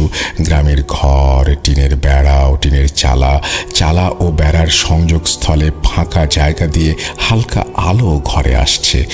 চোখে খুবই হালকা হালকা বোঝা যায় যদি কোনো কিছু নড়াচড়া করে। হ্যারিকেন নেভানোর সাথে সাথে কিছু বোঝা না গেলেও কিছুক্ষণ পরে চোখের সাথে বিষয়টি মানিয়ে গেল। আর কিছুক্ষণ হয়ে গেল, 2-3 বার করে সূরা পড়া শেষ, জিনের কোনো খবর নেই। আমরা সূরা পড়েই যাচ্ছি এক মনে, জবা ফুল হাতে নিয়ে। কবিরাজ এবার শব্দ করে জোরে জোরে সূরা জিন পড়তে শুরু করলেন। হঠাৎ টিনের চালে ধুপ করে কিছু একটা পড়ার শব্দ হলো এবং পরক্ষণেই ধুপ করে ঘরের মেঝেতে পড়ার শব্দ হলো। অনেকটা উঁচু থেকে লাফিয়ে পড়লে যেমন হয় তেমন। মুহূর্তের মধ্যেই ঘরের মেঝেতে 1 মুঠ সমান একটি অগ্নিকুণ্ড দেখতে পেলাম, যেটি ধীরে ধীরে উঠে দাঁড়ালো। অনেকটা হাতে আগুন নিয়ে বসা থেকে উঠে দাঁড়ালে আগুনের গতিপথে যেমন আঁকা বাঁকা হয়, ঠিক তেমনভাবে উঠে দাঁড়ালো। সেই আলোয় আমি মুহূর্তের জন্য আমার সামনে বসে থাকা ব্যক্তির আকৃতি বুঝতে পারলেও জিনের শরীর দেখতে পেলাম না। আগুনটি কাঁধ সমান উচ্চতায় উঠে নিভে গেল। জিনটি এবারে শব্দ করে ফোঁস ফোঁস করতে লাগলো, যেন প্রচণ্ড রেগে আছে। হালকা আলোয় হালকা একটি অবয়ব জিনটি নড়াচড়া করছে বোঝা যাচ্ছে। এই পর্যায়ে জিনটি অনেকটা আরবি ও উর্দু মিশ্রিত ভাষায় কথা বলতে শুরু করলো। কিছু বোঝাও যায় না, কিছু বোঝাও যায়। আবার আমার ওই সময় হিন্দি সিনেমা দেখার অভ্যেস থাকায় উর্দু হালকা বুঝতাম। যাই হোক, জিন ও কবিরাজের কথোপকথন আমি আসনের পর কবিরাজের কাছ থেকে জেনে নেই, যা অনেকটা এমন: আমাকে কেন ডেকেছিস? কেন ডেকেছিস? কেন তোরা বিরক্ত করিস আমাকে? আসসালামু আলাইকুম হুজুর। হুজুর, অনেক বিপদে পড়ে আপনাকে স্মরণ করেছি। আল্লাহর ওয়াস্তে আমাদেরকে এই বিপদ থেকে রক্ষা করুন। আপনি পারবেন এই মেয়েটিকে সাহায্য করতে? তোরা আমাকেই কেন ডাকলি? আর কেউ কি নাই তোদেরকে সাহায্য করতে পারবে? হুজুর, দুঃখিত, আমি বিরক্ত করার জন্য খুবই দুঃখিত। অন্য কেউ এই সমস্যার সমাধান করতে পারেনি, তাই আপনাকে বিরক্ত করা। আপনি এই সমস্যার সমাধান করে দিন, আপনাকে আর যেন ডাকতে না হয়। মেয়েটিকে তাবিজ করা হয়েছে, যা আছে ব্রিজের গোড়ায় মাটির অনেক নিচে। ও মেয়েটির ওপর একটি বদজিন চালনা করা হয়েছে যেন মেয়েটি পাগল হয়ে যায়। আমি এই সমস্যার সমাধান করে দেবো এক শর্তে। আমার বাচ্চাদের জন্য 7 লিটার দুধ ও 7টি মোরগ দিতে হবে। আগামীকাল সন্ধ্যার সময় নদীর ঘাটে রেখে আসতে হবে। বলে রাখি, পুকুর বাড়ি থেকে 2 মিনিট হাঁটা দূরত্বে আলাইকুড়ি নামে তিস্তার শাখা নদী বয়ে গেছে। জি হুজুর, তাই হবে। ঠিক আছে, আমি আসবো। এই বলে শোঁত করে বাতাসের মতো শব্দ করে জিনটি চলে গেল। জিনটি চলে যাওয়ার মিনিট 5 মধ্যে বাড়ির পেছনে সুপারি বাগানে যেন ঝড় বয়ে যেতে শুরু করলো। গাছগুলো শব্দ করে একটি আরেকটির সাথে ধাক্কা খাচ্ছে। অবিরত সুপারি ঝরে পড়ছে টিনের চালে। কখনো বাসার আঙিনায় ধস্তাধস্তির শব্দ হচ্ছে। ধূপ করে কিছু একটা কাউকে বারবার আঘাত করছে মাটিতে। কখনো বাঘের মতো গর্জন শোনা যাচ্ছে, আবার কখনো ব্যথায় কাঁতরানোর মতো গোঙানির শব্দ।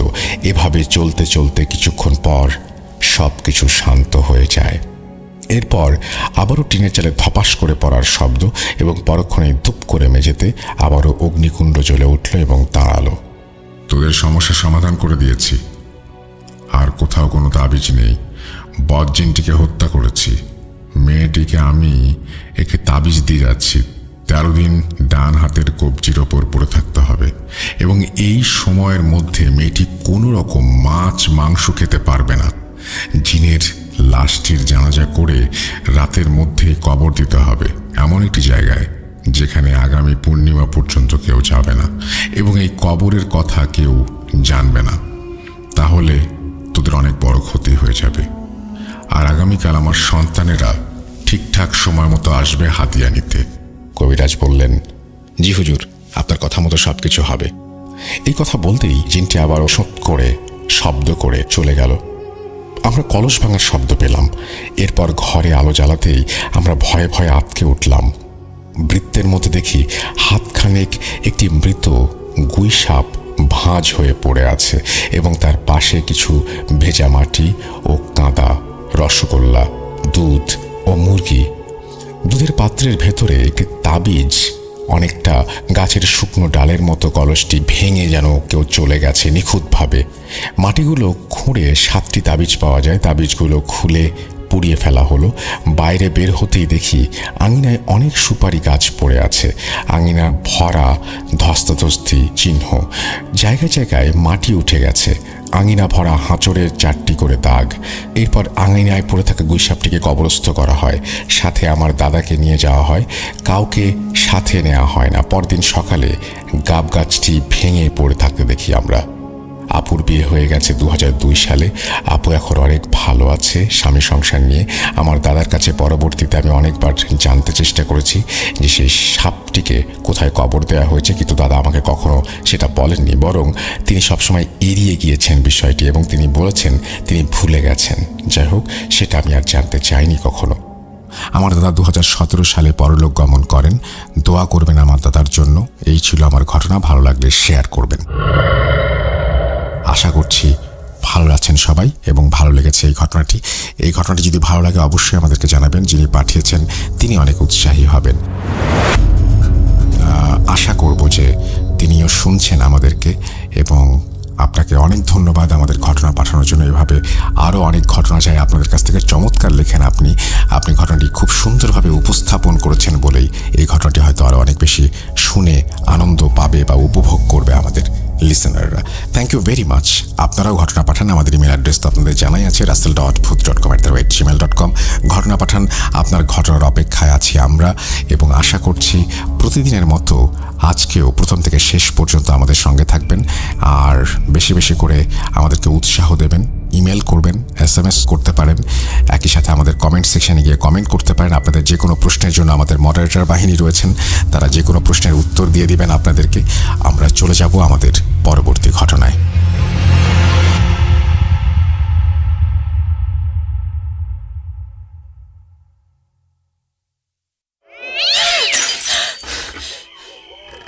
আজ আবার শুনতে পাচ্ছেন শব্দটা? ভয়ের আরেক নাম booth.com with Russell। আরও একবার আপনাদের সবাইকে স্বাগত জানাচ্ছি। আমি রাসেল। আশা করছি আপনারা সবাই ভালো আছেন, ভালোর দলে আছেন। আর দুইটা বড় ঘটনার পরে একটা তো গুইসাপ নিয়ে শুনলাম আমরা, যে গুইসাপ রূপী জিন, আর একটা শুনলাম আমরা প্রথম যে ঘটনাটি, সেই ঘটনাটি জিয়াদের চমৎকার একটি ঘটনায়। এবার আমরা একটু অডিও ক্লিপে যাব। আশা করছি অডিও ক্লিপ আপনারা শুনবেন মন দিয়ে, প্রথম থেকে শেষ পর্যন্ত আমাদের সঙ্গে থাকবেন। দেখুন কেমন লাগে অডিও ক্লিপ। আমরা চলে যাচ্ছি আমাদের পরবর্তী ঘটনায়, সাথেই থাকুন।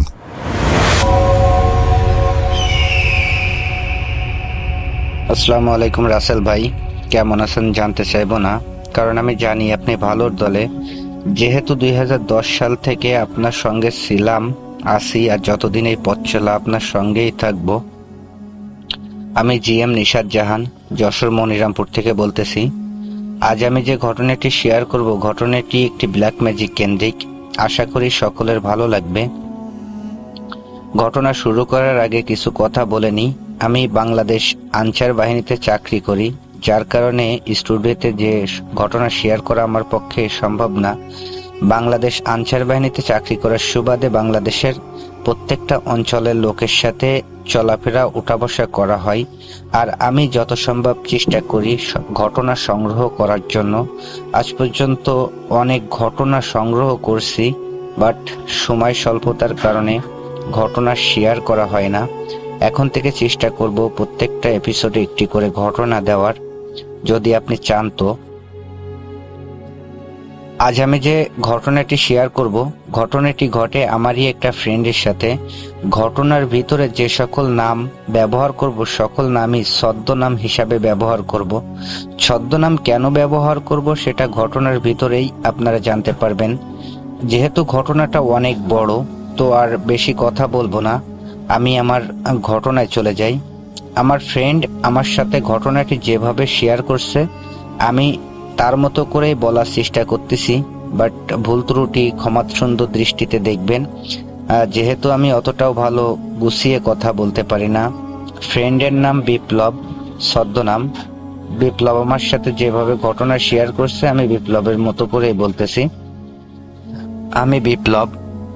আমি যখন 10ম শ্রেণীতে পড়ি, 8ম শ্রেণীর একটা মেয়েকে খুব বেশি ভালো লাগে। ভালো লাগা থেকে এক পর্যায়ে তাকে আমি ভালোবেসে ফেলি। তো ভালোবাসার একটা পর্যায়ে মেয়েটাকে আমি প্রপোজ করি, কিন্তু মেয়েটা আমার প্রপোজ অ্যাকসেপ্ট করে না, আমার প্রপোজাল প্রত্যাখ্যান করে। তো আমি আমার মনকে এটা ভেবে সান্ত্বনা দিই যে একটা মেয়েকে ফার্স্ট টাইম প্রপোজ করলাম, সে তো আর এক চান্সেই হ্যাঁ করবে না, তার পিছু ঘুরতে হবে, ঘুরতে ঘুরতে হয়তো বা একটা দিন সে আমার প্রপোজাল অ্যাকসেপ্ট করবে। তো যে কথা সেই কাজ, আমি মেয়েটার পিছে সময় ব্যয় করতে থাকি, মেয়েটাকে ইমপ্রেস করার চেষ্টা করতে থাকি। তো কোনোভাবেই মেয়েটাকে ইমপ্রেস করতে পারতেছিলাম না বা কোনোভাবে রাজি হচ্ছিল না, এভাবেই দিনকাল কাটতে থাকে। একটা পর্যায়ে আমি এসএসসি পরীক্ষা দিই, পরীক্ষায় ভালোভাবে উত্তীর্ণ হই, কলেজে ভর্তি হই। কলেজে ভর্তি হওয়ার পরে মেয়েটার সাথে যোগাযোগ একটু কম হয়ে যায়, বাট ভালোবাসাটা বাড়তে থাকে। এখানে বলে রাখি, মেয়েটার বাড়ি আমাদের বাড়ির থেকে মাত্র 5 মিনিটের পথ। আমি যে স্কুলে পড়াশোনা করতাম ওই স্কুলে যাওয়ার পথে আর কি মেয়েটার বাড়ি পড়ে। তো যেহেতু আমি ওই স্কুল মাঠেই খেলাধুলা করতাম, আর সেহেতু এই খেলাধুলা করতে যাওয়ার সময় আসার সময় মেয়েটাকে দেখার চেষ্টা করতাম, কথা বলার চেষ্টা করতাম, কখনো হতো কখনো হতো না। তো এভাবেই দিনকাল কাটতে থাকে। এখানে মেয়েটার নাম আমি সুমি হিসাবেই ধরি, ছদ্মনাম। বলে রাখি, আমার স্বাস্থ্য ভাই মিনারুল, ছদ্মনাম। সুমি মিনারুল একই ক্লাসে পড়তো, আর মিনারুল আর সুমির ভিতরে খুব ভালো একটা বন্ধুত্বপূর্ণ সম্পর্ক ছিল। মিনারুল আর আমি যেহেতু সমবয়সী, 2-1 বছরের ছোট বড়, তো বন্ধুর মতোই চলাফেরা করতাম, খেলাধুলা চলাফেরা সবই একসাথে করতাম। তো আমি মিনারুলের সাথে আমার কথাগুলো শেয়ার করি যে তোদের ক্লাসের আর সুমিকে খুব ভালো লাগে, তাকে আমি ভালোবেসে ফেলছি, তা তুই একটু সুমিকে বলে দেখ সুমি কি বলে। তো মিনারুল বলে যে আচ্ছা ঠিক আছে, আমি সুমির সাথে কথা বলবো, কথা বলে দেখি সুমি কি বলে। মিনারুল সুমিকে বলে আমার সম্পর্কে, বাট মিনারুলের সাথেও একই কথা বলে যে প্রেম ভালোবাসা আমার জন্য না, বা আমি এই মুহূর্তে প্রেম ভালোবাসা করতে চাই না। তো আমি তারপরেও হাল ছাড়ি না, সুমির পিছে সময় ব্যয় করতে থাকি, তাকে ইমপ্রেস করার চেষ্টা করি, তার পিছে ঘুরতে থাকি। তো কোনোভাবেই তাকে আমি রাজি করতে পারতেছিলাম না। এভাবেই কেটে যায় আরো 2টা বছর। আমি এইচএসসি পরীক্ষা দিই। এইচএসসি পরীক্ষার পরে যে 3টা মাস থাকে অবসর সময়, ওই 3টা মাসে আমি মানে একটা সিদ্ধান্ত গ্রহণ করি যে একটা মেয়ের পিছে আমি 3টা বছর ঘুরলাম, বাট তাকে রাজি করাতে পারলাম না। তো যে কোনো ভাবেই তাকে আমার করে আমি শুনবো। মনের ভিতরে একটা জিদ চলে আসে, আর জিদের কারণে আমি সিদ্ধান্ত নিই যে আমি সুমির উপরে ব্ল্যাক ম্যাজিক করব। তো যে ভাবা সেই কাজ, আমি কবিরাজ খুঁজতে থাকি, 2-3 জায়গা থেকে ব্ল্যাক ম্যাজিক করি, কিন্তু কোনো ফল পাই না। তো যেহেতু 2-3 জায়গা থেকে ব্ল্যাক ম্যাজিক করছি, কোনো ফল পাই নাই, তো আরো কবিরাজ খুঁজতে থাকি। একটা পর্যায়ে আমি একটা কবিরাজের সন্ধান পাই আমাদের বাড়ির থেকে আনুমানিক 30-35 কিলো দূরে। তো আমি সেই কবিরাজের বাড়িতে যাই। যাওয়ার পরে আমি দেখি যে কবিরাজ দুপুরবেলায় খাওয়া দাওয়া করতেছে। তো আমাকে দেখে কবিরাজ জিজ্ঞাসা করে, বাবা তুমি কে, কোথা থেকে আসছো, কেন আসছো? তো আমি কবিরাজকে বলি আপনি খাওয়া দাওয়া শেষ করেন, খাওয়া দাওয়া শেষ করার পরে আমি আপনার সাথে কথা বলবো। কবিরাজ আমাকে বলে যে আচ্ছা ঠিক আছে, তুমি বারান্দায় বসো, আমি খাওয়া দাওয়া শেষ করে আসি। তো আমি বারান্দায় বসি, বসার পরে কবিরাজ আসে। আসার পরে আমার কাছে জিজ্ঞাসা করে যে আমি কেন আসছি। তো আমি কবিরাজের সাথে সব কথা খুলে বলি যে আমি একটা মেয়েকে ভালোবাসি, আজ 3টা বছর ধরে তার পিছু পিছু ঘুরতেছি, বাট তাকে আমি কোনোভাবে রাজি করাতে পারিনি। তো আপনি কবিরাজি বিদ্যার মাধ্যমে কোনো কিছু করতে পারবেন কিনা? তো কবিরাজ আমাকে বলে যে হ্যাঁ আমি পারবো, তবে আমাকে কিছু জিনিস জোগাড় করে দিতে হবে। তো আমি বলি যে কি জিনিস জোগাড় করে দিতে হবে?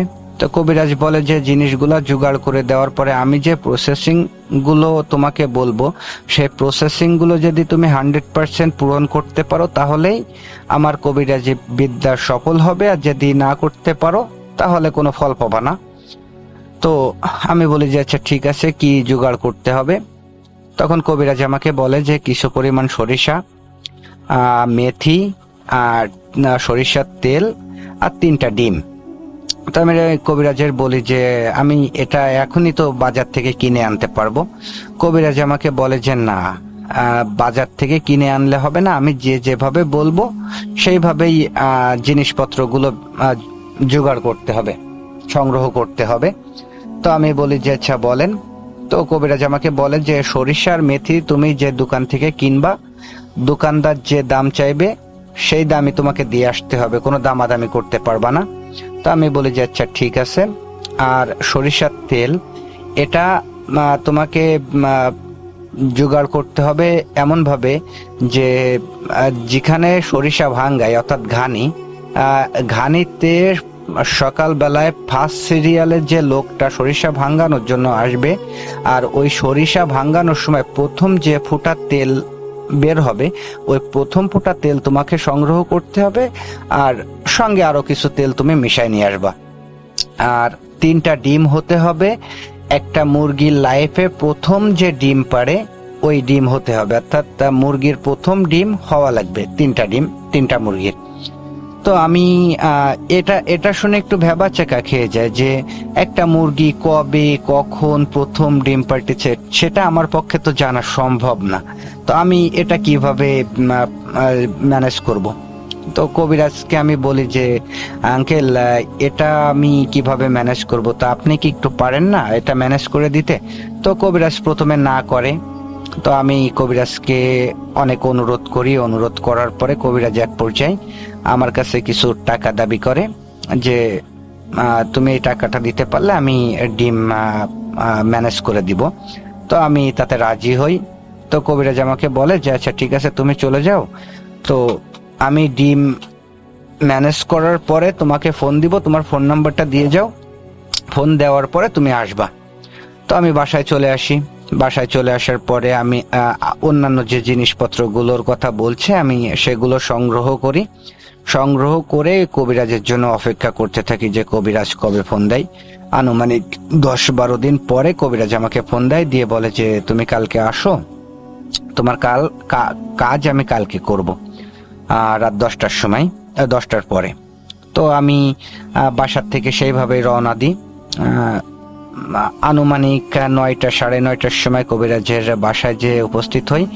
কবিরাজ আমাকে বলে যে অন্যান্য জিনিসপত্রগুলো নিয়ে আসছি কিনা। তো আমি বলি যে হ্যাঁ নিয়ে আসছি। তো কবিরাজের হাতে সব বুঝাই দিই।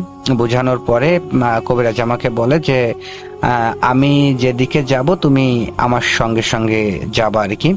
তো কবিরাজ হাঁটতে থাকি, আমি কবিরাজের পিছে হাঁটতে থাকি। আনুমানিক 25 থেকে 30 মিনিট হাঁটার পরে আমরা উপস্থিত হই একটা শ্মশানের কাছে। এখানে বলে রাখি শ্মশানে যাওয়ার সময় মানে কিছু দূর থেকে কোনো আলো বা কোনো বাড়িঘর বা কোনো আলো আর দেখতে পায় না, অর্থাৎ শ্মশানটা একটা নিরিবিলি জায়গা, আশেপাশে কোনো বাড়িঘর নাই। এখানে শ্মশানটার বর্ণনা দিয়ে দিই। শ্মশানটা একটা ছোট খালের উপরে অবস্থিত।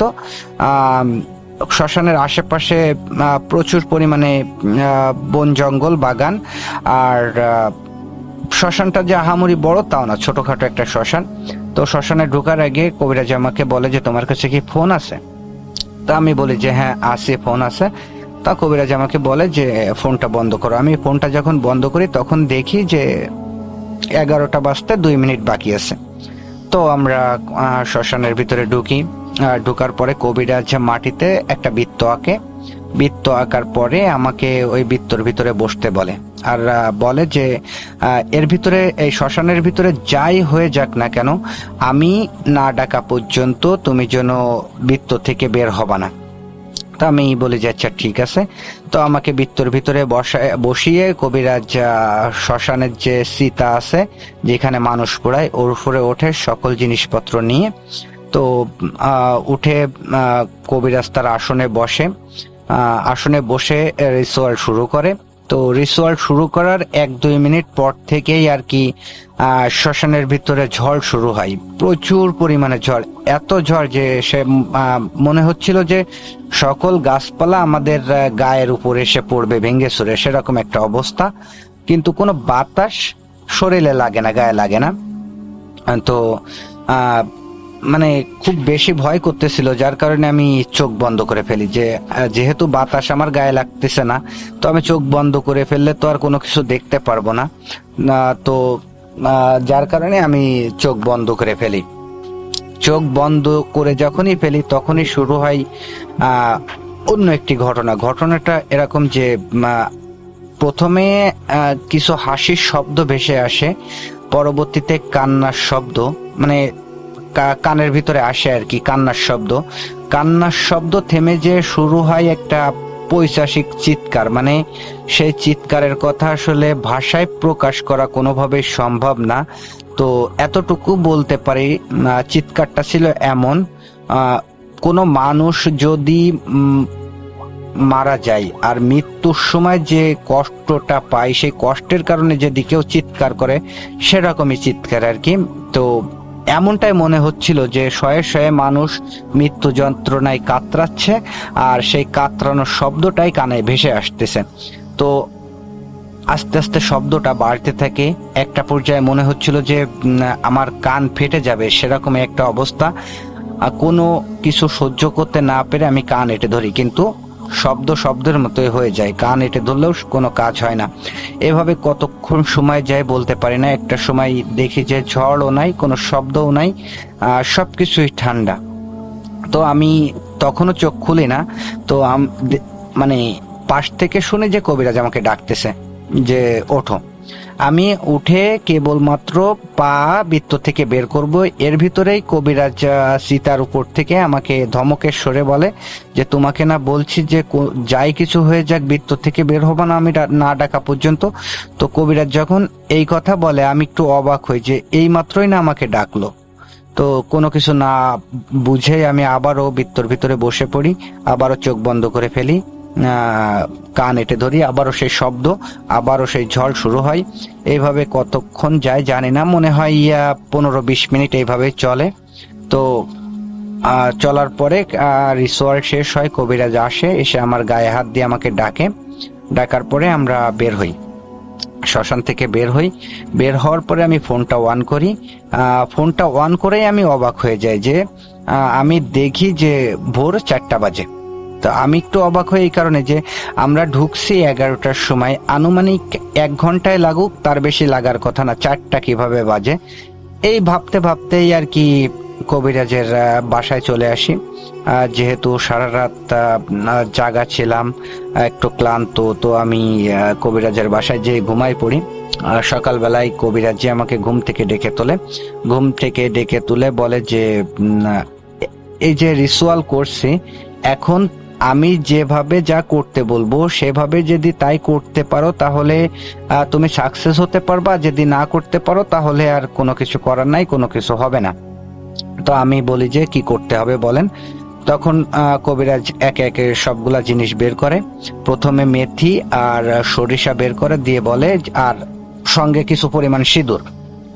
তো কবিরাজ আমাকে বলে যে মেথি আর সরিষা একসঙ্গে পোড়াতে হবে, যখন পোড়াবা তখন ওই সিঁদুর আর কি ওর ভিতরে ছিটাই দিতে হবে।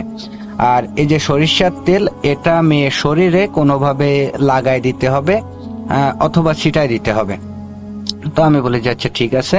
পরবর্তীতে ডিম বের করে, 3টা ডিমের গায়ে 3 কালারের লেখা, একটা ডিমের গায়ে সাদা কালারের লেখা আরবিতে, আর একটা ডিমের উপরে কালো কালার দিয়ে লেখা, একটা ডিমের উপরে লাল কালার দিয়ে লেখা, সবই আরবিতে লেখা। তো আমাকে বলে যে এই সাদা কালারের লেখা যে ডিমটা, এটা পুঁততে হবে দোচুলায়, অর্থাৎ আমাদের যশোরের ভাষায় মাটির চুলা, এক পাশে তরকারি এক পাশে ভাত, মানে কাঠ ঢুকানো ছিদ্র একটাই, যাকে আমাদের যশোরের ভাষায় দোচুলা বলে, অন্যান্য জায়গায় কি বলে আমি জানি না। তো দোচুলায় পুঁততে হবে। মনে রাখতে হবে যেদিন রাতে তুমি এই ডিমটা পুঁতবা, ওই দিন পরের দিন সকাল বেলায় ওই চুলায় রান্না হওয়া লাগবে। তো আমি বলি যে আচ্ছা ঠিক আছে। আর লাল কালার আর কালো কালারের যে লেখা যে ডিম 2টা, এটা পুঁততে হবে জোড়া কবরে, অর্থাৎ স্বামী স্ত্রীর কবরে। তো আমি বলি যে আচ্ছা ঠিক আছে। তো কবিরাজ এখানে বলে যে এই ডিম পুতা আর সরিষা পোড়ানো এটা একই রাতে করতে হবে, আর মনে রাখতে হবে রাত 12টার পরে 4টার ভিতরে করতে হবে, অর্থাৎ 12টার আগেও করা যাবে না, 4টার পরেও করা যাবে না। তো আমি সবকিছু বুঝে নিয়ে কবিরাজের কাছ থেকে বিদায় হয়ে বাড়ি চলে আসি। বাড়ি চলে এসে ভাবতে থাকি যে এখন কিভাবে কি করা যায়। আমার অতটাও সাহস ছিল না যে আমি একা একা কোনো কিছু করব। তো এখানে বলে রাখি, আমি কবিরাজের কাছে একটা প্রশ্ন করি যে আমি মানে একা একা কাজ করা যাবে কিনা বা অন্য কেউ করলে হবে কিনা। তো কবিরাজ আমাকে বলে যে একা একাই করতে হবে, কিন্তু অন্য যে কেউ করলে হবে। তো মনে রাখতে হবে যে সঙ্গে লোকও যাওয়া যাবে। মনে রাখতে হবে যে কবরে তোমরা ডিমটা পুঁতবা ওই কবর থেকে এতটাই, মানে যে পুঁততে যাবে তার থেকে এতটাই দূরত্বে থাকতে হবে যে একে অপরের কেউ কাউকে যেন দেখতে না পায়। তো আমি বলি যে আচ্ছা ঠিক আছে। তো আমি বাসায় আসার পরে ভাবতে থাকি যে কি করব। তো একটা পর্যায়ে আমি মিনারুলের সাথে সব ঘটনা শেয়ার করি। তো মিনারুল আমাকে বলে যে আচ্ছা ঠিক আছে, কবে কি করবে আমাকে একটু জানাস, আমি তোর সঙ্গে থাকবো। এখানে বলে রাখি আমার ফুফুর বাড়ি আমাদের বাড়ির থেকে একটু দূরে। তো আমার ফুফাতো একটা ভাই আছে যার নাম হলো মামুন। আমরা 3 জন, মামুন, আমি আর মিনারুল, প্রায় সমবয়সী, চলাফেরা খেলাধুলা সব একসঙ্গেই। তো আমি মামুনের সাথেও ঘটনাটা শেয়ার করি যে করছে এখন কি করা যায়। তো মামুনও আমাকে বলে যে আচ্ছা ঠিক আছে, আমিও থাকবো তোর সাথে। তো আমরা একটা দিন ঠিক করি যে অমুক দিন এই কাজটা করব। তো যেদিন করব এই দিন রাত্রে বেলায় সন্ধ্যা থেকে রাত 12টা বাজার অপেক্ষা করতে থাকি সবকিছু কমপ্লিট করে। তো 12টার সময় আর কি আমি ডিম পোতার জন্য দোসুলা খুঁজতে খুঁজতে ওই ফুফুদের বাড়ি পাই। মামুন আমাকে বলে যে আমাদের বাড়ি দোসুলা আছে, তো সকালবেলায় মা ওই জায়গায় রান্না করে, আর দোসুলায় রান্না করে। তো আমি যে মামুনদের বাড়ি যে দোসুলা আছে ওখানে ডিমটা পুঁতে রেখে আসি 12টার পরে। আর পরবর্তীতে খুঁজতে থাকি জোড়া কবর। তো বেশি খোঁজাখুঁজি লাগে না, প্রথম কবরটা পেয়ে যায় আমাদের মসজিদের সামনেই একটা জোড়া কবর, স্বামী স্ত্রীর কবর। তো মামুন বলে যে আমি ওই জায়গায় যাচ্ছি। যেহেতু মসজিদের সামনে আশেপাশে বাড়িঘর আছে, কোনো ভয়ের কোনো কিছু ছিল না। তো মামুন ওখানে যায় যে ডিমটা পুঁতে রেখে আসে কোনো সমস্যা ছাড়াই। আমরা বিভ্রান্তিতে পড়ি দ্বিতীয় কবরটা নিয়ে, অর্থাৎ দ্বিতীয় কবর খোঁজার ক্ষেত্রে।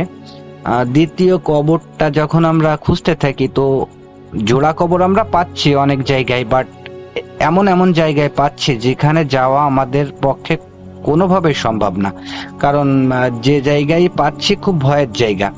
তো অনেক খোঁজাখুঁজির পরে একটা জোড়া কবর পাই আমাদের বাড়ির পাশেই আর কি, মানে একটু দূরে একটা জোড়া কবর। তার আশেপাশে কিছু বাড়িঘর আছে, যে বাড়িঘরগুলো আছে তাদেরই পারিবারিক কবরস্থান। তো কবরের স্থানের পাশে যেহেতু বাড়িঘর, মানে খুব বেশি যে ভয়ের জায়গা তাও কিন্তু না, আবার ভয় নাই সেটা বললেও ভুল হবে। তো যাই হোক, আমরা ওটাই পুতার সিদ্ধান্ত গ্রহণ করি যে ওই জায়গায় যেহেতু আশেপাশে বাড়িঘর আছে তো ওই জায়গায় পুঁতবো। তো ওই জায়গায় যাবে কে? তো মিনারুল বলে যে আমি যাব। তো মিনারুল চলে যায়। যাওয়ার পরে মিনারুলও কোনো সমস্যা ছাড়া ডিমটা পুঁতে চলে আসে। তো আমরা মহা খুশি, আর বাদ বাকি যে কাজগুলো সেটাও কোনো সমস্যা ছাড়াই হয়ে যায়। তো আমরা মহা খুশি যে যাই হোক সব কাজই কোনো সমস্যা ছাড়া হয়ে গেছে। তো আমরা সুমির রেসপন্সের জন্য অপেক্ষা করতে থাকি যে সুমির রিয়াকশনটা কি আসে। তো আল্লাহর রহমতে 1 সপ্তাহের ভিতরে সুমি আমার প্রতি দুর্বল হতে থাকে। একটা পর্যায়ে সুমি আমার প্রপোজাল অ্যাকসেপ্ট করে, আমাকে ভালোবাসতে শুরু করে। তো খুব সুন্দরভাবে দিনকাল কাটতেছিল, কোনো সমস্যা ছাড়া খুব ভালোভাবে দিনকাল কাটতেছিল। একটা সময় সুমির ফ্যামিলির থেকে সুমিকে বিয়ে দেওয়ার জন্য পাত্র দেখতে থাকে। তো সুমি আমাকে ফোন দিয়ে জানাই যে বিপ্লব, আমার জন্য তো ছেলে দেখতেছে, তো এখন আমি কি করব। তো আমি সুমিকে বলি তাহলে চলো একটা কাজ করি, আমরা বিয়ে করে ফেলি। তো সুমি আমার কথায় রাজি হয়ে যায়। তো আমি, মামুন, মিনারুল আর সুমির একটা দুলাভাই মিলে কোড ম্যারেজ করে ফেলি। তো কোড ম্যারেজ করার পরে সুমির বাসায় আমি আমার মতো পড়াশুনো করতে থাকি। এভাবে এই দিনকাল কাটতে থাকে কোনো সমস্যা ছাড়া। সমস্যা শুরু হয় বিয়ের মাসখানেক পরের থেকে। সমস্যাটা হয় হঠাৎ করে একদিন মামুন আমাকে বলে যে ভাই, গতকাল রাতে আমি একটা স্বপ্ন দেখলাম, স্বপ্নের কোনো আগামাথা বুঝলাম না, কেন দেখলাম সেটাও জানি না। তো আমি মামুনকে বলি যে কি স্বপ্ন দেখছিস? তো মামুন আমাকে বলে যে এরকম স্বপ্নে দেখতেছি যে একটা কালো অবয়ব আমার সামনে আসছে। সামনে আসার পরে আমাকে বলতেছে যে তোরা যে কাজটা করছিস আদৌ ভালো কাজ করিসনি, এর জন্য তোদের ফল ভোগ করতে হবে, তোদের মরতে হবে। এ কথা বলে অট্ট হাসি দিয়ে আমার সামনের থেকে চলে যায়, আমার ঘুম ভেঙে যায়। তো আমি মামুনকে বলি যে তুই যে স্বপ্ন দেখছিস এটা হয়তো বা দুঃস্বপ্ন। তো মামুনও আমার কথা সায় দিয়ে আর কি মেনে নেয় যে হতে পারে। তো ওই দিন বিকাল বেলায় মিনারুলও আমার সাথে একই কথা বলে যে ভাই আমি একটা স্বপ্ন দেখছি, তো কেন দেখছি কি কারণে দেখছি তা জানি না। তো আমি মিনারুলকেও বলি যে কি স্বপ্ন। মিনারুলও আমার সাথে সেম কথাটাই বলে যে এরকম স্বপ্নটা হলো মানে আমি ঘুমানোর পরে আমার সামনে একটা কালো অবয়ব আসছে। কালো অবয়ব আসার পরে সে আমাকে বলতেছে তোরা যে কাজটা করছিস আদৌ ভালো কাজ করিসনি, এর ফল তোদের ভোগ করতে হবে, তোদের মরতে হবে। এই বলেই অবয়বটা অট্ট হাসিতে ফেটে পড়ে। যখনই হাসতে থাকে তখনই আমার ঘুম ভেঙে যায়। তো এটা শোনার পরে আর কি আমি একটু ভাবতে থাকি যে কেন হলো মিনারুল আর মামুনের সাথে। তো আমি কোনো কিছু বুঝতে পারতেছিলাম না। তো মিনারুলকেও আমি একই কথা বলি যে তুই দুঃস্বপ্ন দেখছিস।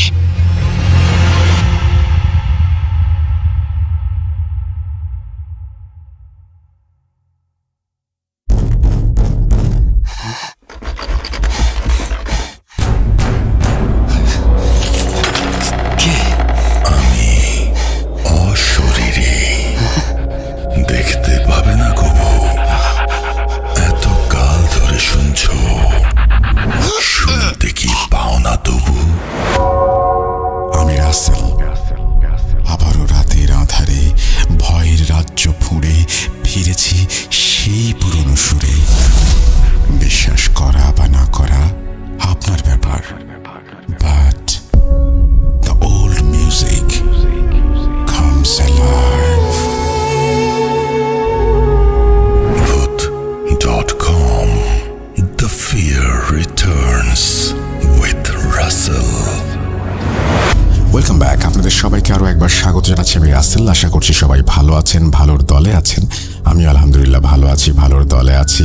আমাদের ইমেল অ্যাড্রেসটা আপনাদের নিশ্চয়ই মনে আছে, rjrussellbhoot.com। আমাদের ইমেল অ্যাড্রেসে আপনারা ইমেল করুন, ঘটনা পাঠান। আপনারা অনেকেই কমেন্টে জানতে চান যে ভূত.com কোথায় হয়। ভূত.com আমাদের দুটো জায়গায় হয়। একটা হচ্ছে আমাদের rjrussellbhoot.com ইউটিউব চ্যানেল এবং একই সাথে স্বাধীন মিউজিক অ্যাপ। এবং শুক্রবারে যেরকমভাবে আমরা স্বাধীন মিউজিক অ্যাপে এবং ইউটিউব চ্যানেলে একসাথে আমাদের লাইভ করি, ঠিক একইভাবে বৃহস্পতিবারেও আমাদের শো যায় এবং সেটা আপনারা শুনতে পারেন রাত 10:59 এবং সেটাতে আপনারা অংশগ্রহণ করতে পারেন এবং ভয়ের রাজ্যে হারিয়ে যেতে পারেন। এই হচ্ছে মোটামুটি আমাদের এখনকার প্ল্যান। এইভাবেই চলছি আমরা এবং আশা করছি আপনারাও প্রথম থেকে শেষ পর্যন্ত আমাদের সঙ্গে থাকবেন। আমরা চলে যাব আমাদের পরবর্তী ঘটনায়। আসসালামু আলাইকুম রাসেল ভাই, কেমন আছেন? আশা করি ভালো আছেন। আর লিসেনারদেরও অনেক অনেক শুভেচ্ছা দিয়ে আমি আমার কথা বলা শুরু করতে চাই আজকে। আশা করি সবাই ভালো আছেন। আমি বর্তমানে আছি দুবাইতে, ইউএইতে, দুবাইতে আছি। এখানে একটা কোম্পানিতে জব করতেছি। তো আজকে আমি যে ঘটনাটা শেয়ার করবো আপনাদের সাথে, এই ঘটনাটা আসলে আমার সাথে ঘটে যাওয়া একটা ঘটনা, আমার নিজের সাথে। এটা আসলে বাংলাদেশে থাকার সময় আমার সাথে ঘটে যাওয়া একটা ঘটনা। ঘটনাটা আমার যতটুকু মনে হইতেছে যে 2010 সালের দিকে ঘটনাটা হয়েছে আমার সাথে। তো তখন আমার লিভারে একটা সমস্যা ছিল, অনেক বড় সমস্যা ছিল আমার লিভারে। তো অনেকেই বলছে আমি মারা যাব, আমার লিভার অনেক সমস্যা হয়ে গেছে। তখন আমার দাদি ছিল, মনে ছিল, আম্মু, সবাই অনেক ভেঙে পড়ছিল যে আমরা 3 ভাই, আমি সবার ছোট। তখন আমাদের ফ্যামিলি অবস্থা অত ভালো ছিল না। তো যাই হোক, সবাই ভাবছিল আমি মারা যাবো, হয়তো আমার লিভার খারাপ হয়ে গেছে এরকম। তো আমাদের এলাকাতে একটা ডক্টর ছিল, ওনার মাধ্যমে যাই হোক ঢাকাতে গেলাম। ওনার এখানে চিকিৎসা করার মাধ্যমে আমি মোটামুটি সুস্থ হই। তো অসুস্থতার কারণে আমি অনেকদিন আমার স্কুলে, গ্রামে যে স্কুলে, ওই স্কুলে যাইতে পারিনি। তো আমি যেদিন আসছিলাম ঢাকা থেকে, ওই দিনের ঘটনা এটা। তো তখন হয়েছে কি, আমাদের, আমি ক্লাস 5-এ পড়ি তখন আমাদের প্রাইমারি স্কুলগুলোতে বঙ্গবন্ধু মিনি ফুটবল কাপ শুরু হয়েছিল ওই সময় থেকে, আমাদের সময় থেকে আমার মনে আছে। তো আমি যখন আসছি গ্রামে, আপনার মনে থাকে সবার হয়তো, গ্রামে আমরা এখন ভোরে সকালে ঘুম থেকে উঠে, এখন হয়তো অনেক লেট হয়ে আমাদের গ্রামের ছেলেমেয়েরা উঠে, আমরা অনেক ভোরে উঠতাম আমাদের সময়। তো আমি সকাল ভোরে ফজর নামাজের আজানের কিছুটা আগে উঠে গেছি। তো তখন আমাদের গ্রামের আমার একটা বন্ধু ছিল, ওর নাম রনি। ও ওই সময় থেকেই ওর কিছুটা প্রবলেম ছিল, হাতে তাবিজ তোমার দিয়ে ও আমাদের সাথে স্কুলে যাওয়া আসা করতো, প্রাইমারি স্কুলে। যখন আমাদের ওই দিকে একটা কি বলে এরকম সাঁকু আছে আর কি, নিচে দিয়া নদীর মতো বলা যায়, এটা কি খাল বলি আমরা, খাল আছে একটা সাঁকু, ওইখানে অনেক খারাপ ওই জায়গাটা, সবাই বলে। অনেক মানুষ আছে এরকম যে ওদেরকে ওইখানে পালাই দিচ্ছে বা কিছু হয়েছে, চিনের সমস্যা হয় ওইখানে, চিনে ধরে এরকম। তখন যখন আমরা একসাথে স্কুলে যাইতাম সবাই একসাথে, যে আমার বন্ধু আছে একটা পাহাড়, আবার নাছির স্কুলের ফ্রেন্ড আর কি, রূপক, রনি, আমরা একসাথে যাওয়া আসা করতাম বেশিরভাগ সময়। আমরা লক্ষ্য করতাম রনি ও যে সময় আমরা আসা যাওয়া করি, আসা যাওয়ার সময় ওই সাঁকুরের সামনে আসলে ওইভাবে তাকায় থাকতো গাছের দিকে। যাই হোক, অনেকবার ওরা বারণ করার পরেও শুনতো না, এরকম করতো, দাগায় থাকতো, এইভাবে চোখ তাকায় আমাদের দিকে তাকায় থাকতো।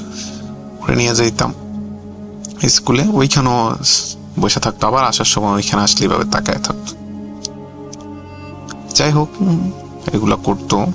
একদিন সকাল ভোরে আমি ঘুম থেকে উঠে গেছি ফজর নামাজের আগে। তখন হইতো কি, আমরা সকালে গ্রামে যারা আছে সবাই মিলা সুপারি খুঁজতে যাইতাম, আমাদের এখানে সুপারি বাগানে সুপারি খুঁজতে যাইতাম। তখন সুপারির সিজন, তো আমরা সুপারি খুঁজতে সুপারি বাগানে গেছিলাম, আমি গেছিলাম।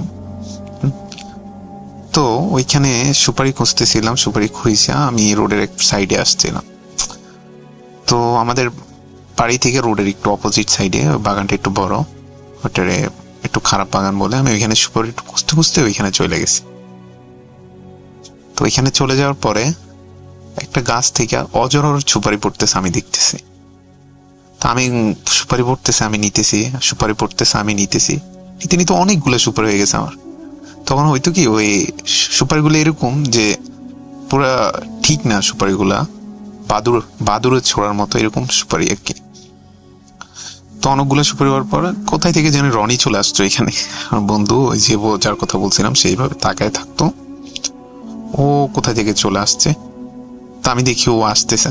তা আমি আরো জলদি নিতেছি, আমার পরনে লুঙ্গি ছিল তখন হয়তোবা, তো আমি জলদি নিতেছি লুঙ্গির মধ্যে সুপারি, নিতে অনেক সুপারি হয়ে গেছে, কিন্তু কাছেও এত সুপারি নেই, আমি ভাবি নেই তখন, আমার মাথায় এইটা নেই এত সুপারি আসে কই থেকে। আর যাই হোক, কোথায় থেকে চলে আসছে রনি, যার কথা বলছে আমার বন্ধু।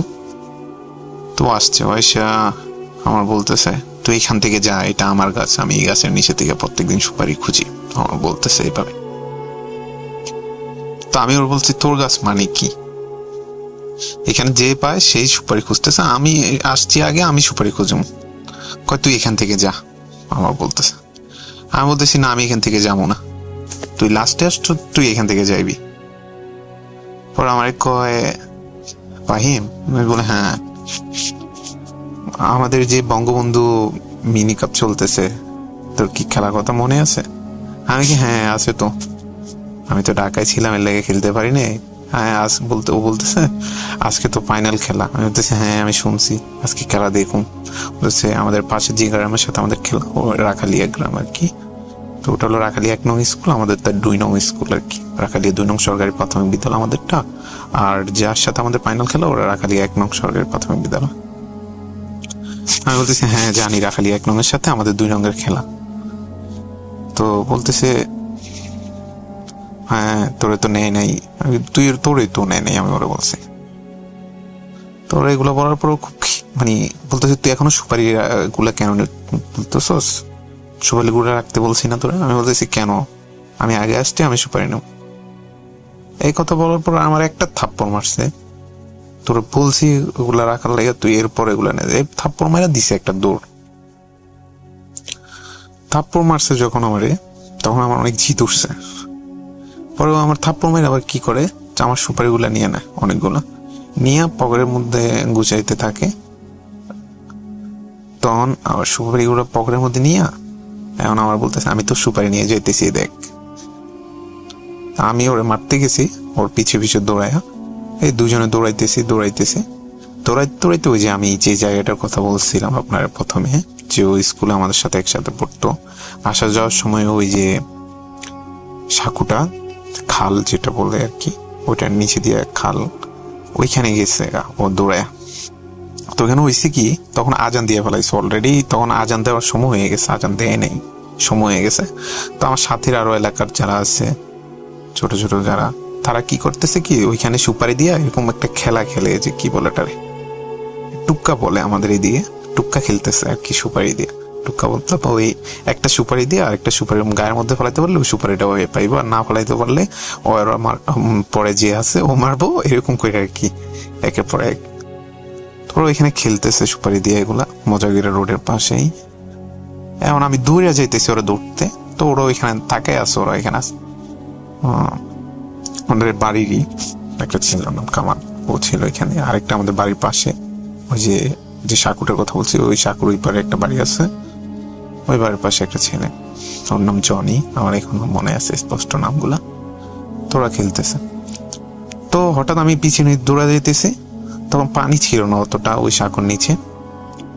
তোরা বলতেছে কই যায় পাহিম কই যায়? আমি ধর ধর ধর, রনির ধর।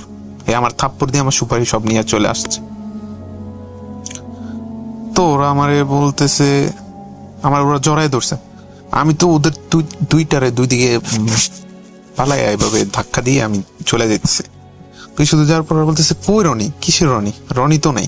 আমি তো কোনো কথা শুনি না, আমি ডাইরেক্ট ওই সাঁকুর নিচে ওই সাইড দিয়া পানির মধ্যে জাপ দিতে চলে গেছে। রনি দেখতেছে ওটার ভিতরে ঢুকতে, আমি ওদের বলতেছি দেখ ওই যে রনি সাঁকুর নিচে ঢুকতেছে, ওই দেখ সাঁকুর নিচে দিয়ে গেছে। তোরা বলতেছে তোরা দেখতেছস না, পাইজলামি করস তোরা। একথা বললা আমি সাঁকুর নিচে দিয়ে যাইতেছি, তারপর ওরা আমার টাইনা ধরে রাখছে। তারপর আমি দেখতেছি রনি আমার ডাকতেছে, এই যে আমি আয় এদিকে আয়, তুই পারবি আমার মারতে, এগুলো বলতেছে। আমি বলতেছি দাঁড়া আমি আসতেছি। ওরা বলতেছে রনি না, এই কথার পর আমি ওইখানে যে জ্ঞান হারায় ফেলছি ওইখানে সাঁকুর উপরে। পরে যাই হোক ওরা সবাই মিলে আমার নিয়ে আসছে, আমার নিয়ে আসছে আমাদের বাসায় নিয়ে আসার পর আমার আম্মু আমার পেটের মধ্যে শোয়াই রাখছে। কিছুক্ষণ পর আমার জ্ঞান ফিরছে আজান দেওয়াটার পরে। তো দেখি আম্মু আমার সাথে হয়েছে, কামাল বলছি ও সবাই। তো বলতেছে কি হয়েছে বাবা, তোমার সাথে কি হয়েছে? আমি বলতেছি আম্মু এরকম আমি সুপারি গাছ তলে গেছিলাম সুপারি খুঁজতে, এখানে সুপারি পাইছি, এরকম রনি এসে আমার সুপারি গুলা সব নিয়ে গেছে। দেন ও আমার থাপ্পড় মারছে, এরপর মায়েরা দৌড় দিছে, তুই আমার ভালো করতে পারবে না এইসব কিছু বইলা আমার দৌড় দিছ। তো আমি ওরা মারতে বলে গেছি পিছে। পরে ও সাঁকুর নিচে ঢুকে গেছে, আমি ওই দিকে যাইতে গেছি, এরা আমার দৌড়ে বলছে। পরে ওদের দিকে তাকায় বললাম, বলে রনি আসছিল? বলেছে না আন্টি আমরা রনির তো দেখি না, রনি ওইখানে নাই। এই দেখতেছে আমনে দৌড়াইয়া ওইদিকে যাইতেছে নিচে সাঁকুর নিচের দিকে। বলতেছে কি হয়েছে, চলো রনিদের বাসায়। পরে যাই হোক গেলাম রনিদের বাসায় গিয়ে রনির দরজা লোক, রনি ঘুমাইতেছে, রনির আম্মু ঘুমাইতেছে। তো দরজায় টোকা দিলাম, টোকা দেওয়ার পর রনি ঘুম থেকে উঠলো, রনির আম্মু উঠলো। আমার আম্মু রনির আম্মুরে বলতেছে, রনি সকালে কি বের হয়েছিল নামাজ পড়তে? বলতেছেন না, রনি তো ঘুমের মধ্যে, রনি তো ঘুমাইতেছে, এই রাত্রি থেকে ঘুমাইতেছে। ওরা রনির উঠাইলে, রনির আমি জিজ্ঞেস করলাম তো এরকম করলে কেন? ওর কিছু মনে নেই। বলতেছে কখন? আমি তেমন কিছু করিই নি, আমি তো ঘুমাইতেছি, আমি তো তখন থেকেই ঘুমেই। পরে এখন পর্যন্ত আমি এখনো, আমার বন্ধু এখনো ইউএইতে আছে, এখানেই আমার সাথে দুবাইতে আছে, মাঝে মধ্যে কথা হয় রনির সাথে। তো এখনো আমি ওরে মাঝে মধ্যে বলি তুই ওই দিন ছিলি, কিন্তু তুই এখনো বলতেছিস না, তুই এখনো বল আমারে তুই ছিলি কেন, এখনো তো বড় হইছস, এখন তো কোনো সমস্যা নেই। কিন্তু ও বলতেছে এখনো পর্যন্ত যে এটা আমি ছিলাম না। এইটা আমার সাথে ঘটে গেছে আমার লাইফে, এটা আমি কখনো ভুলবো না। তো এই জিনিসটা পরবর্তীতে আমার ওর রনির মানে দেখে যে ওর যে তাবিজটা দিছিল, ওই তাবিজটা ওর হাতের মধ্যে নাই। পরে ওর আম্মু খুঁজে দেখে রাত্রে এটা খুলে ফেলাইছে হয়, পরে ওর হাতে আবার তাবিজটা দেওয়া হয়েছে। এটাই আমার লাইফে জীবনে ঘটে গেছে স্মরণীয় ঘটনাটা এটা। তো এটা কেন হয়েছে আমি জানি না, এইটা আর কি এখন আমার মনে পড়ে চোখের সামনে সব। এটাই তো রাসেল ভাই, ধন্যবাদ আপনাকে। যদি ভালো লাগে তো আমার গল্পটা সবার কাছে শেয়ার করবেন। আমার সরি গল্প না, এটা আমার লাইফে ঘটে যাওয়া ঘটনাটা সবার সাথে শেয়ার করবেন। ধন্যবাদ।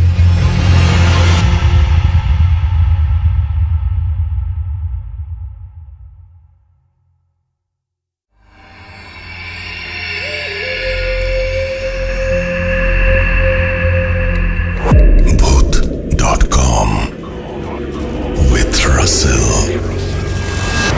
Welcome back. আপনাদের সবাইকে আরও একবার স্বাগত জানাচ্ছি আমি রাসেল। বেশি বেশি করে কমেন্ট করুন, আপনাদের কমেন্টে আপনাদের প্রশ্নগুলো জানিয়ে দিন আমাদেরকে, যাতে করে আমরাও উত্তর দিতে পারি আপনাদেরকে।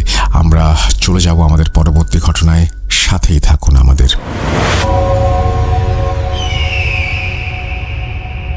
আসসালামু আলাইকুম প্রিয় লিসেনার এবং রাসেল ভাই, আশা করছি সকলে আল্লাহর অশেষ রহমতে ভালো আছেন।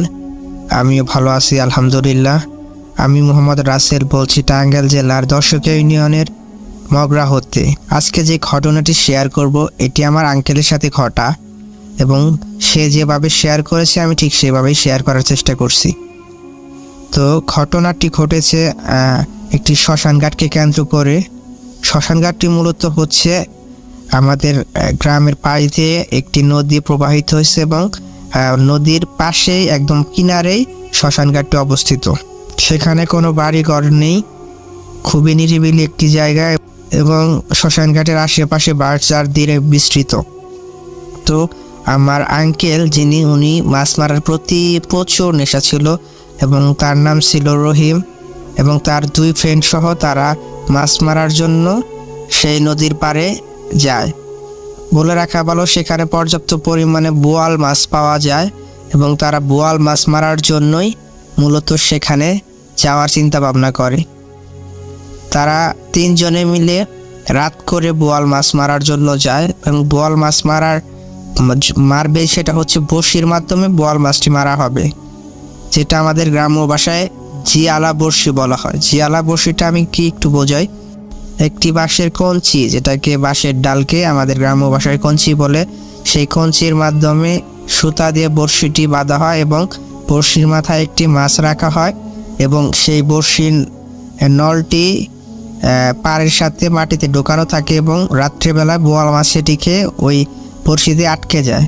তো তারা এভাবে 100 মতো বড়শি নিয়ে যায় তিনজনে, এবং তারা ক্যাম্পিং করে শ্মশানঘাটের পূর্ব সাইডে 100 গজ দূরে তারা ক্যাম্পিং করে।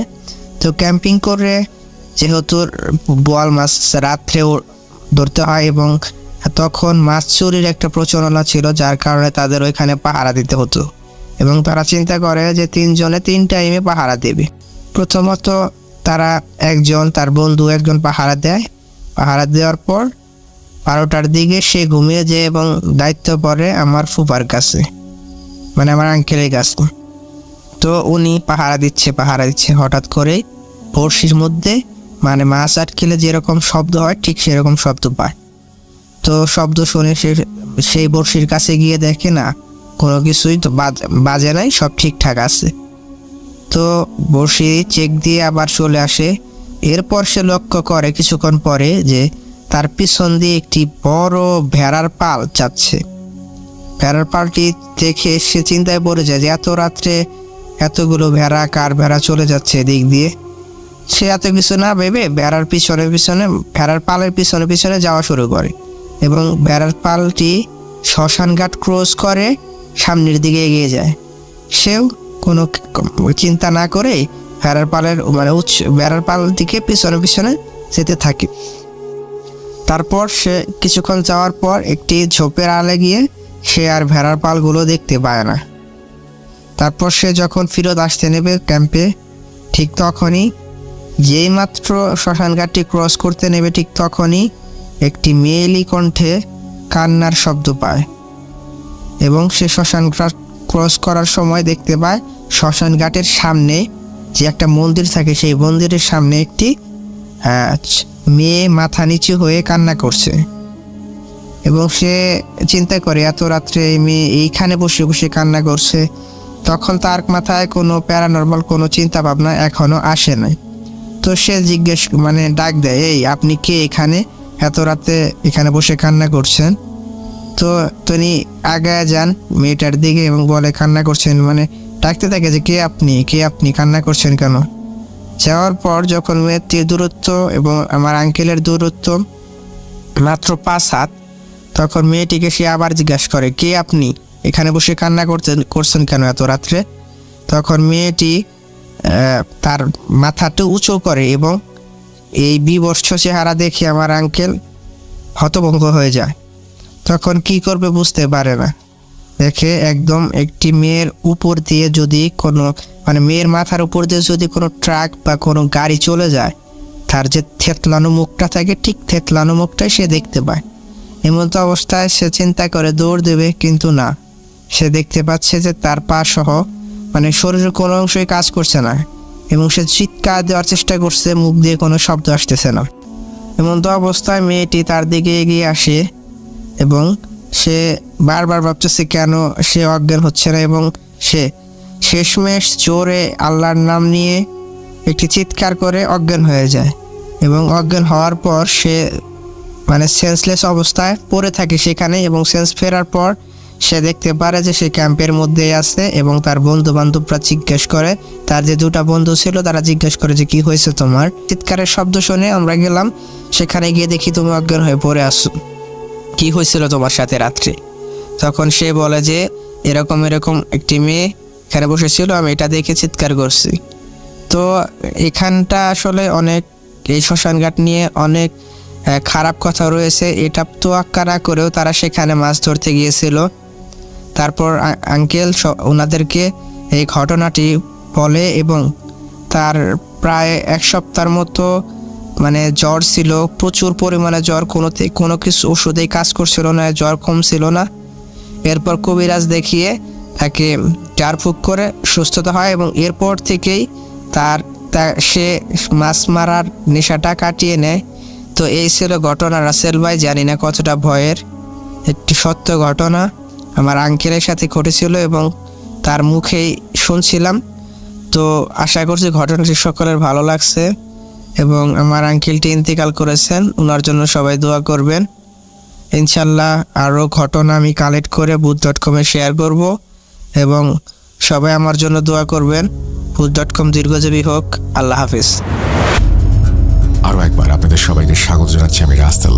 ভূত.com-এর বয়স বাড়ছে এবং ভূত.com সামনে এগিয়ে যাচ্ছে আপনাদের প্রেরণার কারণে এবং ঠিক এই একইভাবে আমরা আরও সামনে এগিয়ে যেতে চাই যদি আপনারা সঙ্গে থাকেন, আমাদের যদি এইভাবেই হাত না ছাড়েন। আমরা বেশি বেশি করে ঘটনা চাই আপনাদের কাছ থেকে। দারুণ সব অডিও ক্লিপের জন্য আমি প্রতিদিন অপেক্ষা করি এবং সেই অডিও ক্লিপগুলো যত দ্রুত পারেন আমাকে পাঠিয়ে দেবেন। আশা করব আমরা আজকের মতো বিদায় নিব, ফিরে আসবো আবারও আগামী বৃহস্পতিবার, শুক্রবার আমাদের ইউটিউব চ্যানেলে এবং আশা করছি আপনারা সবসময় আমাদের সঙ্গে থাকবেন, এভাবেই আমাদেরকে সাপোর্ট দিয়ে যাবেন। আজকের মতো এখানে বিদায় নিচ্ছি। আল্লাহ হাফেজ।